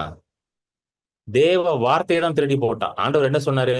எல்லா கனியும் நீ புசிக்கலாம், எல்லாத்தையும் ஆளுகை செய்யலாம், எல்லாத்தையும் நீ கீழ்படுத்தலான்ட்டாரு. சொல்லிட்டாரா? இவன் வந்து என்ன சொன்னான் ஆதாம் ஏவாளை பார்த்து? நிஜமாவே சொன்னாரா அப்படின்ட்டான். ஃபர்ஸ்ட் வந்து என்ன சொன்னாரு? நிஜமாவே சொன்னாரான்ட்டான். ஃபர்ஸ்ட் கொஸ்டின் என்ன பண்ணா? அவர் சொன்னதே கேள்வி கேட்க வச்சுட்டான். கரெக்டா? நெக்ஸ்ட் என்ன சொல்றான்? எப்பா ஆண்டவர் நீ நினைக்கிற மாதிரி நல்லவர் இல்லப்பா. ஏன்னா நீ சாப்பிடுற நாள்ல நீ அவரை போலே மாறிடுவ. அப்படிதானே சொன்னா? நீ சாப்பிடுறதுனால நீ என்ன அவரை போல மாறி. அப்போ ஒண்ணு ஏவாள் யோசிக்குது. அப்போ ஆண்டவர் ஏதோ ஒண்ணு என்கிட்ட இருந்து மறைச்சிட்டாரு. அது இந்த பிசாசு பயிலுக்கு தெரிஞ்சிருச்சு. அப்ப ஆண்டவர் நான் நினைக்கிற மாதிரி நல்லவர் இல்ல. ஏன்னா நான் சாப்பிட்டா அவரை போலே மாறிடுவேன்னு சொல்லிதான் இதை. ஏன்னா ஆண்டவர் சொல்றாரு பாத்தீங்களா, நன்மை தீமை அறியத்தக்க கனியை நீ என்ன பண்ணாத ருசிக்காதன்றாரு. சோ பிசாசு அதை எப்படி கொண்டு வந்துட்டான் பாருங்க. ஏன் தெரியுமா சாப்பிடக்கூடாதுன்னு சொன்னாரு? நீ அவரை போலே மாறிடுவ. உடனே நம்ம சொல்லுவோம், அப்ப ஆண்டவர் அந்த அளவுக்கு நல்லவர் இல்ல போல. புரியுதுங்களா இல்லையாங்க? எங்க வந்து கொண்டு வந்து நிக்க வைக்கிறான் பாருங்க அவங்கள. குட்னஸ் ஆஃப் காட கொஸ்டின் பண்ண வச்சுட்டான். இன்னைக்கு நிறைய பேருக்கு விசுவாசமும் செயல்படாத காரணம் என்னது?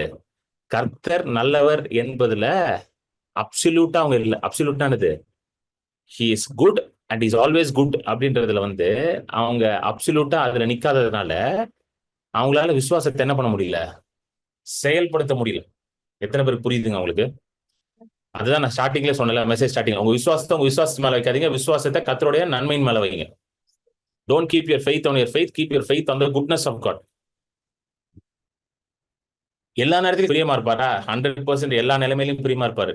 நீங்க கெட்ட குமாரன் மாதிரி பன்னிகளோட பிறண்டு கொண்டிருக்கும் பொழுதும் வேசிகளோடு இருக்கும் பொழுதும் கர்த்தர் என்ன பண்ணாரு? கெட்ட குமாரன் மேல பிரியமா தான் இருந்தாரு.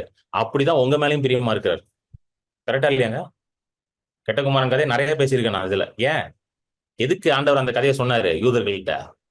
என்ன சொல்ற, எப்பா நீ பண்ணியோட இருக்கிற, வேசியோட இருக்கிற, அப்பவும் கெட்ட குமாரன் நேசிக்கிறாரு அவரு.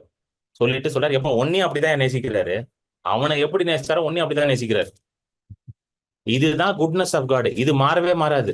நம்ம என்ன நினைக்கிறோம், நம்மளுடைய ஆக்ட்ஸ், நம்மளுடைய ஒர்க்ஸ், நம்ம செய்யற கிரியைகள், நம்ம எப்படி இருக்கிறோமோ அதை வச்சுதான் நேசிப்பார். அது கிடையவே கிடையாது. அது மதத்தின் போதனை. அது மதத்தின் போதனை. நீ செய்யறத வச்சுதான் உன்னை நேசிப்பார் அப்படின்னா யாரையுமே ஆண்டவர் நேசிக்க முடியாது தெரியுமா? என்னெல்லாம் ஆண்டவர் நேசிக்க முடியாது. இந்த உலகத்துல எவனுமே நேசிக்க முடியாது ஆண்டவர். நான் செய்யறத வச்சே என்னை பார்க்கணும்னா என்னையெல்லாம் எப்படி நேசிப்பார் அவரு? எப்படி சொல்லுங்க? உங்களை நேசிச்சிருவாரா? 24 ஹவர்ஸ் நேசிச்சிருவாரு அவரு? சொல்லுங்க, யாரா அப்படி இருக்கீங்களா? யாரையுமே நேசிக்க முடியாது அவரால். அது மதத்தின் போதை, அதுதான் பிசாசின் போதனை. நீ செய்யறத வச்சுதான் நேசிப்பார் கிடையாது. கெட்ட குமாரனை எப்படி நேசிச்சார் அப்படிதான் உங்களையும் நேசிக்கிறார். அதுக்குதான் கெட்ட குமாரன் கதையை கேட்கும் போது அந்த அந்த காலத்து மத போதகர்கள் பரிசேயர் சதுசேயர் என்ன நானுங்க, கடுப்பானானுங்க. கவனிச்சிங்களா அந்த கதையில? ரொம்ப கோப்பட்டது யாருங்க? அவன் தான். மத்தவன்லாம் ஜாலியா இருக்கான், ஆஹா இப்படிப்பட்ட நல்ல ஆண்டவர் தான் தேடிக்கிட்டு இருந்தோன்னு நிம்மதி ஆயிட்டான். உடனே அவனுங்க எல்லாம் உருன்ற ஆயிட்டானுங்க. கிடையாது, நாங்க என்ன இவ்வளவு ரூல்ஸ் அண்ட் ரெகுலேஷன் போட்டு வச்சிருக்கோம், நீ எல்லாத்தையும் உடைக்கிற வந்து அப்படின்ட்டு இயேசுவை பார்த்து கடுப்பாயிட்டானுங்க எல்லாம். எத்தனை பேருக்கு புரியுது? உங்க விசுவாசம் எதன் மேல கட்டப்படணும்னா, கர்த்தர் என்றைக்கும் நல்லவரா இருக்கிறார், கர்த்தர் எப்பொழுதும் நல்லவரா இருக்கிறார், அதன் மேல கட்டப்படணும். உங்க வார்த்தையை படிக்கும் பொழுது அதுதான் உங்களுக்கு ரெவலேஷனா வரணும். அதனாலதான் பிசாசு வார்த்தையை விதைச்ச உடனே என்ன பண்றானா, திருடறானா. உடனே he comes immediately to steal the word. ஏன்னா வார்த்தையில ஜீவன் இருக்கு. the word is alive. இந்த ஜீவனுள்ள வார்த்தை உங்களுக்குள்ள போயிடுச்சுன்னா you will become alive. எத்தனை பேருக்கு புரியுது? you will start living in the life of God. நீங்க தேவனுடைய ஜீவனுக்குள்ள வாழ ஆரம்பிச்சிருவீங்க. அதனால உடனே வரானா, அவங்க வெயிட்லாம் பண்றது இல்ல, உடனே வரான். எப்படி ஆதாம் ஏவாள்கிட்ட உடனே அவன் பழத்தை பிரிச்சு கொடுக்கல, எதுவுமே பண்ணல. நீ இதை சாப்பிட்ட ஆண்டவர் மாதிரி ஆயிடுவ, நீ ஆண்டவர் மாதிரி ஆகக்கூடாது, அதுக்குதான் உன்னை சாப்பிடக்கூடாதுட்டான். உடனே அந்த அம்மாக்கு அப்படியா அப்படியா ஆண்டவர் என்னைய சாப்பிடக்கூடாதுன்னு வச்சது இதான் காரணமா? பாருங்க எப்படிலாம் போய் சொல்றான் பாருங்க. என்னங்க புரியுதா இல்லையா உங்களுக்கு? பாருங்க எவ்வளவு ஒரு அருமையான இதை இழந்து போனாங்க பாருங்க ஆதாம் ஏவாள். ஆண்டவர் ஆண்டவர் அவரை மாதிரி ஆகக்கூடாதுன்னு வச்சிருக்காரு. என்ன இவ்வளவு மோசமான ஒரு ஆண்டவர், இப்படி எல்லாம் பண்ணுவார் ஆண்டவர்? எனக்கு இந்த ஆசீர்வாதத்தை தரக்கூடாதுன்னு நினைக்கிறாரா? அப்ப நான் போய் சாப்பிட்டுறேன். அவன் பழத்தை பிச்சு கொடுக்கல, வாயில ஊட்டி விடல, எதுவுமே பண்ணல அவன். இன்னைக்கும் நிறைய பேர் அப்படிதான் வச்சிருக்காங்க. ஆண்டவர் இதெல்லாம் தரமாட்டேன்ட்டாரா, இதெல்லாம் என் வாழ்க்கையில செய்ய மாட்டாரா, இதெல்லாம் என் வாழ்க்கையில பண்ண மாட்டாரா? எத்தனை பேருக்கு புரியுது? வாங்க இந்த ஒரே வசனத்தை பார்த்து முடிச்சிடும். 2 தீமோத்தி 2:13. நாம் உண்மை இல்லாதவர்களாய் இருந்தாலும் அவர் உண்மையுள்ளவராய் இருக்கிறார், அவர் தம்மை தாம் மறுதலிக்க மாட்டார். நாம் உண்மை இல்லாமல் இருந்தாலும் அவர் உண்மை உள்ளவராக இருக்கிறார், தன்னை தான் மறுதலிக்க மாட்டார். he cannot deny himself. என்ன தெரியுமா அர்த்தம்? he cannot deny his nature. அதுதான் he cannot deny himself. அவருடைய நேச்சர் என்னது? தேவன் அன்பாகவே இருப்பார். 1 யோவான் 4. What is his nature? 1 யோவான் 3. தேவன் அன்பாகவே இருக்கார், அன்பில் பயம் கிடையாது. God is love and there is no fear in love. Amen. So he cannot deny himself. அப்படின்னா என்னது? தான் யார் என்பதிலிருந்து அவர் என்ன பண்ண மாட்டாரா? மாறவே மாட்டார். எத்தனை பேருக்குங்க புரியுது? புரியுதுங்களா இல்லையா? இயேசு நேற்றும் இன்றும் என்றும். சொல்லுங்க, நேத்து இன்னைக்கு நாளைக்கு எப்படி இருப்பாரு? மாறாதவரா இருப்பார். அவர் யார் என்பதிலிருந்து, அவரோட நேச்சர்ல இருந்து அவர் என்ன பண்ண மாட்டாரா? வேற மாதிரி அவர் செயல்பட மாட்டாரா? அதுதான் சொல்ல வர்றாரு. he cannot deny himself. அவரை மறுதலிக்க மாட்டார்னா என்ன அர்த்தம்? இதுதான். நான் உண்மை இல்லாமல் இருந்தாலும் அவர் உண்மை இல்லாமல், even if you are faithless, he is faithful. So சில நேரம் நீங்க ஆண்டவருடைய நன்மையை புரிந்து கொள்ளாமல், ஆண்டவருடைய இரக்கத்தை புரிந்து கொள்ளாமல் நடந்து கொண்டாலும் அவர் உங்க மேல எப்படி இருக்காரு? அதே மாதிரிதான் இருக்காரு. he still the same. நாம் உண்மை இல்லாம நிறைய நேரம் இருந்துடும்ல. ஆண்டவருடைய நன்மையும் இரக்கத்தையும் கிருபையும் நம்ம அலட்சியமா நினைச்சிட்டு ஏதாவது போய் ஃபூலிஷ்னஸ்ல, ஸ்டூபிடிட்டில ஏதாவது போய் மாட்டிக்கிறோம். அப்புறம் நம்மளே நினைச்சுக்கிறோம், ஆண்டவர் தான் நமக்கு அளவு பண்ணாரு, ஆண்டவர் தான் நம்மளுக்கு இது பண்ணாரு, ஆண்டவர் தான் அது பண்ணாரு. நம்மளே ஏதாவது பண்ணிட்டு நம்ம ஆண்டவரை உள்ள கூப்பிட்டு ஆண்டவர் வேற பண்ணிடுறோம். அவர் சொல்றாரு, எப்பா நீ என்னதான் சொன்னாலும், நீ உண்மை உள்ளவனா இல்லாம இருந்தாலும் நான் உன் மேல எப்படி இருக்கிறேன்? உண்மை உள்ளவராக தான் இருக்கிறேன். என்னை நான் மறுதளிக்க முடியாது. அதான் ஐ cannot act contrary to my nature அப்படின்றார் ஆண்டவர். என்னுடைய சுவாபத்திற்கு எதிராக நான் என்ன பண்ண முடியாது? செயல்பட முடியாது. he cannot act contrary to that. எத்தனை பேருக்கு புரியுது? அவருடைய சுவாபத்துக்கு மாறாக அவர் என்ன பண்ண முடியாதுங்க? வேலை செய்ய முடியாது. அவர் சுவாபம் வந்து அன்புதான். God is love and there is no fear in love. அன்பில் பயம் கிடையாது. சோ நீங்க உண்மையா இல்லைனாலும் அவர் உண்மையா தான் இருக்கு. எதுக்கு அவர் எப்பவுமே உண்மையா இருக்கிறாருங்க? எதுக்கு அவர் உண்மையா இருக்காரு எப்பவுமே? சொல்லுங்க. நான் உண்மையா இல்லைனாலும் ஏன் அவர் உண்மையா இருக்கிறாரு அப்படின்னா, அவர் உண்மையா இருக்கிறத பார்த்து தான் நீங்க உண்மையா மாறுவீங்க. ஒரு விஷயம் நான் கண்டுபிடிச்சேன் லைஃப்ல, அவர் எப்படி இருக்காரோ அதை பார்த்து தான் என்னால மாற முடியுது. we become like God seeing God. அவருடைய சுவாபத்தை போல எப்ப தெரியுமா உங்களுக்கு மாறும்? அவர் நேச்சரை பார்க்கும்போது தான் மாறும். எத்தனை பேருக்கு புரியுது? உங்க பிள்ளைகள் நீங்க செய்யறதை வச்சுதான் செய்வாங்க. கரெக்டா இல்லைங்க? பேரண்டிங்ல பெரிய லெசன் என்ன தெரியுமா? நீங்க எப்படி இருக்கீங்களோ அப்படியே உங்க பிள்ளை பண்ணுவோம். நீங்க உட்காந்து கிளாஸ் எடுங்க, ஒண்ணும் பண்ண மாட்டான். கவனிச்சிருக்கீங்களா? இதை பொண்ணு அதை பொண்ணுங்கன்னா பண்ண மாட்டான். ஏன்னா நீங்க பண்றது இல்லையா? நிறைய வீட்டுல வந்து பிள்ளைங்க ஏன் தெரியுமா மொபைல் போனே பார்த்துட்டு இருக்காங்க? ஏன்னா நீங்க உட்காந்து பார்த்துட்டு இருக்கீங்களே. நீங்க பாக்காதீங்கன்னா அவன் என்ன கேட்பான் வந்து, நீ தான் பாக்குறல, அப்புறம் நான் பாக்குறேன் அப்படின்றான் அவன். அப்ப நீங்க என்ன பண்ணுவீங்க? புரியுதுங்களா இல்லையா உங்களுக்கு? சோ நீங்களும் ஆண்டவரை பார்த்துதான் நீங்க உண்மை உள்ளவரா மாறுவீங்க. அதனாலதான் அவர் உண்மை உள்ளவராவே இருக்கிறாரு. அதுதான் அவர் நேச்சர். சோ அவர் எப்பவுமே ஒரே மாதிரி தான் இருக்கிறாரு. சோ நீங்க அதை பார்க்க பார்க்க பார்க்க பார்க்க நீங்க அவரை போல மாறிக்கிட்டே வருவீங்க. எங்க அவரை பார்ப்பீங்க? வசனத்தின் மூலமா தான் அவர் பார்க்க முடியும். ஹல்லேலூயா. ஆமென். நம்ம ஜெபம் பண்ணுவோம். ஹல்லேலூயா ஹல்லேலூயா ரிபா ஹலபா ஷகபா. எல்லா கண்களையும் மூடி. ஹல்லேலூயா ரபா ஹலபா ஷகதரபோ லிகதரபோ. Thank you Lord. ஹல்லேலூயா. ஆண்டவரே நன்றி நன்றி ஆண்டவரே. நீர் உண்மையுள்ளவரா இருக்கிறீர். எப்பொழுதும் உண்மையுள்ளவரா இருக்கிறீர். You are always faithful Lord Jesus. ஹல்லேலூயா ரபா. எல்லா கண்களையும் மூடி. ஹல்லேலூயா. உங்க வாயை திறந்து அறிக்கை பண்ணுங்க. Open your mouth and say, Lord, you are always faithful. ஆண்டவரே நீ உண்மை உள்ளவரா இருக்கிறீர் ஆண்டவர். என் வாழ்க்கையில எப்பொழுதும் உண்மையுள்ளவரா இருக்கிறீங்க சொல்லுங்க. ஹல்லேலூயா ரபா ஹலபா ஷகபா திகரபா லபா திஹரபா லதா ரபா. நாங்க ஆண்டவரே தவறினாலும் நீர் உண்மை உள்ளவரா இருக்கிறீர். நாங்க விலகி போனாலும் நீர் உண்மை உள்ளவரா இருக்கிறீர். ஹல்லேலூயா ஹல்லேலூயா ரபா ஹல திஹரபா திகரபா லதா ரபா. Thank you Lord. ஆண்டவரே அப்பா உம்முடைய நன்மைக்கு ஆண்டவரே குறைவே இல்லை. There is no lack in your goodness. God says there is no lack in my goodness. என் நன்மைக்கு குறைவே கிடையாதுன்றார். குறைவில்லாத ஒரு தேவன் நன்மை ஆண்டவர் உங்க மேல வைத்திருக்கிறார். Hallelujah, hallelujah, hallelujah. ரபஹா லிகபா திகரபா தரபா. Absolutely good he is. Hallelujah. உங்க விசுவாசத்தை தேவனுடைய நன்மையின் மேல கட்டுங்க. Build your faith on the goodness of God. Hallelujah. ரபஹா லிகபா திகரபா ரபஹா லதிஹா ரபு ஷுரபா லதிஹா Rafah. Thank you Lord. உங்க குடும்பத்துல உங்க வாழ்க்கையில ஒரு உண்மையுள்ளவரா இருக்கிறார். இது வரைக்கும் உங்க கூட இருக்கிறவங்க உண்மை இல்லாம இருக்கலாம். ஹல்லேலூயா. அவங்க குடும்பத்துல யாரும் உங்ககிட்ட உண்மை இல்லாம இருக்கலாம். ஹல்லேலூயா. ஆண்டவர் நான் உண்மையுள்ளவரா இருக்கிறேன். உண்மையுள்ள தேவனை தான் நீங்க ஆராதிக்கிறீங்க. ஹல்லேலூயா. இந்த உண்மையுள்ள தேவன் உங்க வாழ்க்கையில ஹல்லேலூயா புதிய காரியங்களை உண்டு செய்வார். ஹல்லேலூயா. The Lord will bring new things and new doors will open in your life, says the Lord. ஹல்லேலூயா. நான் உண்மையுள்ள இருக்கிறதுனால உங்க வாழ்க்கையில புதிய கதவுகள் திறக்கும்னு ஆண்டவர் சொல்றார். ஹல்லேலூயா. ரபா ஹலிகதா ரபா ஷுகதோ ரபோ திக்கலா ரபா. Hallelujah, hallelujah, hallelujah, hallelujah, hallelujah. Thank you Lord. நன்றி நன்றி நன்றி நன்றி ஆண்டவரே. ஒவ்வொருத்தரையும் ஆசீர்வதிக்கிறேன் இயேசுவின் நாமத்தில். ஆண்டவரே கர்த்தர் நல்லவர் என்ற அந்த சத்தியம் ஆழமாக உங்க இருதயத்துக்குள்ள போகட்டும் ஆண்டவரே. கர்த்தர் இடத்துல தீமை ஒன்றும் இல்லை. என் வாழ்க்கையில நடந்த தீமைக்கு கர்த்தர் காரணர் கிடையாது என்ற அந்த சத்தியம் அவர்களுக்குள்ள செய்யட்டும். ஆண்டவர் எந்த ஒரு தீமைக்கும் காரணர் கிடையாது. சகல நன்மைக்கும் சகல ஆசீர்வாதத்துக்குமே அவர் காரணர் என்ற அந்த சத்தியம் அவர்களோட இருதயத்துக்குள்ள போட்டு ஆண்டவரே. லார்டு ஆண்டவரே இந்த உலகத்துக்கு தேவை ஒரு நல்ல தகப்பன். ஆண்டவரே நீர் தான் அந்த நல்ல தகப்பன் அப்பா. ஹல்லேலூயா. there is none like you. உங்களை போல ஒரு நல்ல தகப்பன் யாருமே இல்ல ஆண்டவரே. இந்த நல்ல தகப்பனை ஆண்டவரே நாங்க ஒவ்வொருத்தரும் எங்களோட வாழ்க்கையில நாங்க உணரணும். அந்த நல்ல தகப்பனோட அன்புல நாங்க வாழணும் ஆண்டவரே. ஹல்லேலூயா. ரிபா ஹலபா ஷகபா திகரபா லதரபா. ஹல்லேலூயா. you are closer than a brother and a friend Lord Jesus. Hallelujah. Thank you Lord. நன்றி நன்றி நன்றி நன்றி நன்றி ஆண்டவரே. நன்றி நன்றி நன்றி. ஹல்லேலூயா. தாய் உன்னை மறந்தாலும் தந்தை உன்னை மறந்தாலும் நான் உன்னை சேர்த்துக் கொள்வேன் என்று சொல்லியிருக்கீங்களேப்பா.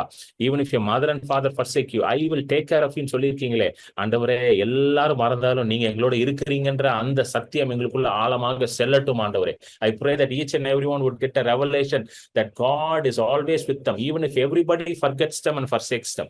God is with them என்ற, God will take care of them என்ற சத்தியம் ஒவ்வொருத்தருக்குள்ளேயும் செல்லட்டும். Let it go into their hearts.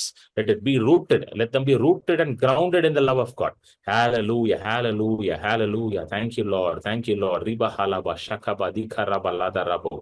Roho lidi haraba likaba diharaba. Thank you, Lord. ஆண்டவரே நன்றி செலுத்துகிறேன், நன்றி செலுத்துகிறேன். கர்த்தாவே நீ நல்லவர், நீர் வல்லவர். ஒவ்வொருத்தரோடையும் நீங்க பேசிக் கொண்டிருப்பதற்காக நன்றி. Thank you, Father. நன்றி, நன்றி ஆண்டவரே. In Jesus' mighty name I pray. Amen, amen, amen, amen. To give to the work of the Lord and to the ministry. கர்த்தருடைய ஊழியத்திலும் அவருடைய வேலையிலையும் கொடுக்க விரும்புகிறவர்கள் இதை யூஸ் பண்ணி கொடுக்கலாம். ஏன் கொடுக்கணும்னு சில பேருக்கு டவுட் இருந்தா நான் சொல்றேன். when you give to the Lord, you are honoring the word of God. கர்த்தருடைய ஊழியத்துக்கு கொடுக்கும் பொழுது கர்த்தருடைய வார்த்தையை நீங்க கனம் பண்ணி கொடுக்குறீங்க. Amen. So whenever you give, you are saying I honor the word that is given in my life, that is sown in my life. என் மேல பேசப்படுகிற வார்த்தையினால நான் பெற்றுக்கொண்ட வார்த்தையை நான் கனம் பண்ணுகிறேன்னு சொல்லி தான் கொடுக்குறீங்க. அப்படிதான் நம்ம கொடுக்கணும். நிறைய நேரம் கொடுக்கறதுல நிறைய இருக்கு. ஒண்ணு வந்து சேரிட்டி இருக்கு. சேரிட்டினா கொடையா கொடுக்கணும், பாத்தீங்களா, ஹெல்பிங் த புவர் அந்த நீடி, அது இருக்குது. இன்னொன்னு வந்து கர்த்தருடைய வார்த்தையை கனம் பண்ணி கொடுக்கறது. ஸோ நீங்க என் ஊழியத்துக்கு கொடுக்கும்போது நீங்க என்னன்னு சொல்லி கொடுக்கணும், ஆண்டவரே இந்த வார்த்தையை நான் கனம் பண்ணி கொடுக்குறேன். அது நம்ம கொடுக்கும் பொழுது என்ன ஆகுது, you are honouring God's word in your life. Amen, hallelujah. So என் ஊழியத்தை நீங்க கொடுக்கணும்னு நினைக்கிறவங்க நீங்க இதை யூஸ் பண்ணி கொடுக்கலாம். என்னுடைய அக்கௌண்ட் டீட்டெயில் இருக்கு, அந்த அக்கௌண்ட் டீட்டெயில் டிஸ்பிளே பண்ணியிருக்காங்க. அக்கௌண்ட் நேம் வந்து Kiran Paul JJ. Account number 021201584236. ICIC 00000212. Savings account ICICI bank Santhome branch. Scan பண்ணி கொடுக்கணுன்றவங்க அந்த ஸ்கேன் யூஸ் பண்ணி ஸ்கேன் பண்ணலாம். UPI நம்பர் வந்து என் ஃபோன் நம்பர் தான், 9884160264. இதை நீங்க ஸ்கேன் பண்ணி கொடுக்கலாம். கீழே UPI ஐடியும் இருக்கு, jjkiranpal@OKICICI. வேற கண்ட்ரில இருக்கீங்க, உங்களுக்கு கொடுக்கறதுக்கு எப்படி கொடுக்கணும்னு தெரியல, எனக்கு வாட்ஸ்அப் பண்ணுங்க. I will tell you how to send. வேற கண்ட்ரில இருக்கவங்க எப்படி நீங்க அனுப்பணும்னு கேட்டீங்கன்னா சொல்லுங்க, நான் உங்களுக்கு ஹெல்ப் பண்றேன். ஆமென். ஸோ கர்த்தர் உங்களுடைய தேவைகள் எல்லாத்தையும் அவருடைய மகிமையின் ஐஸ்வர்யத்தின்படி சந்திப்பார். ஆமென்.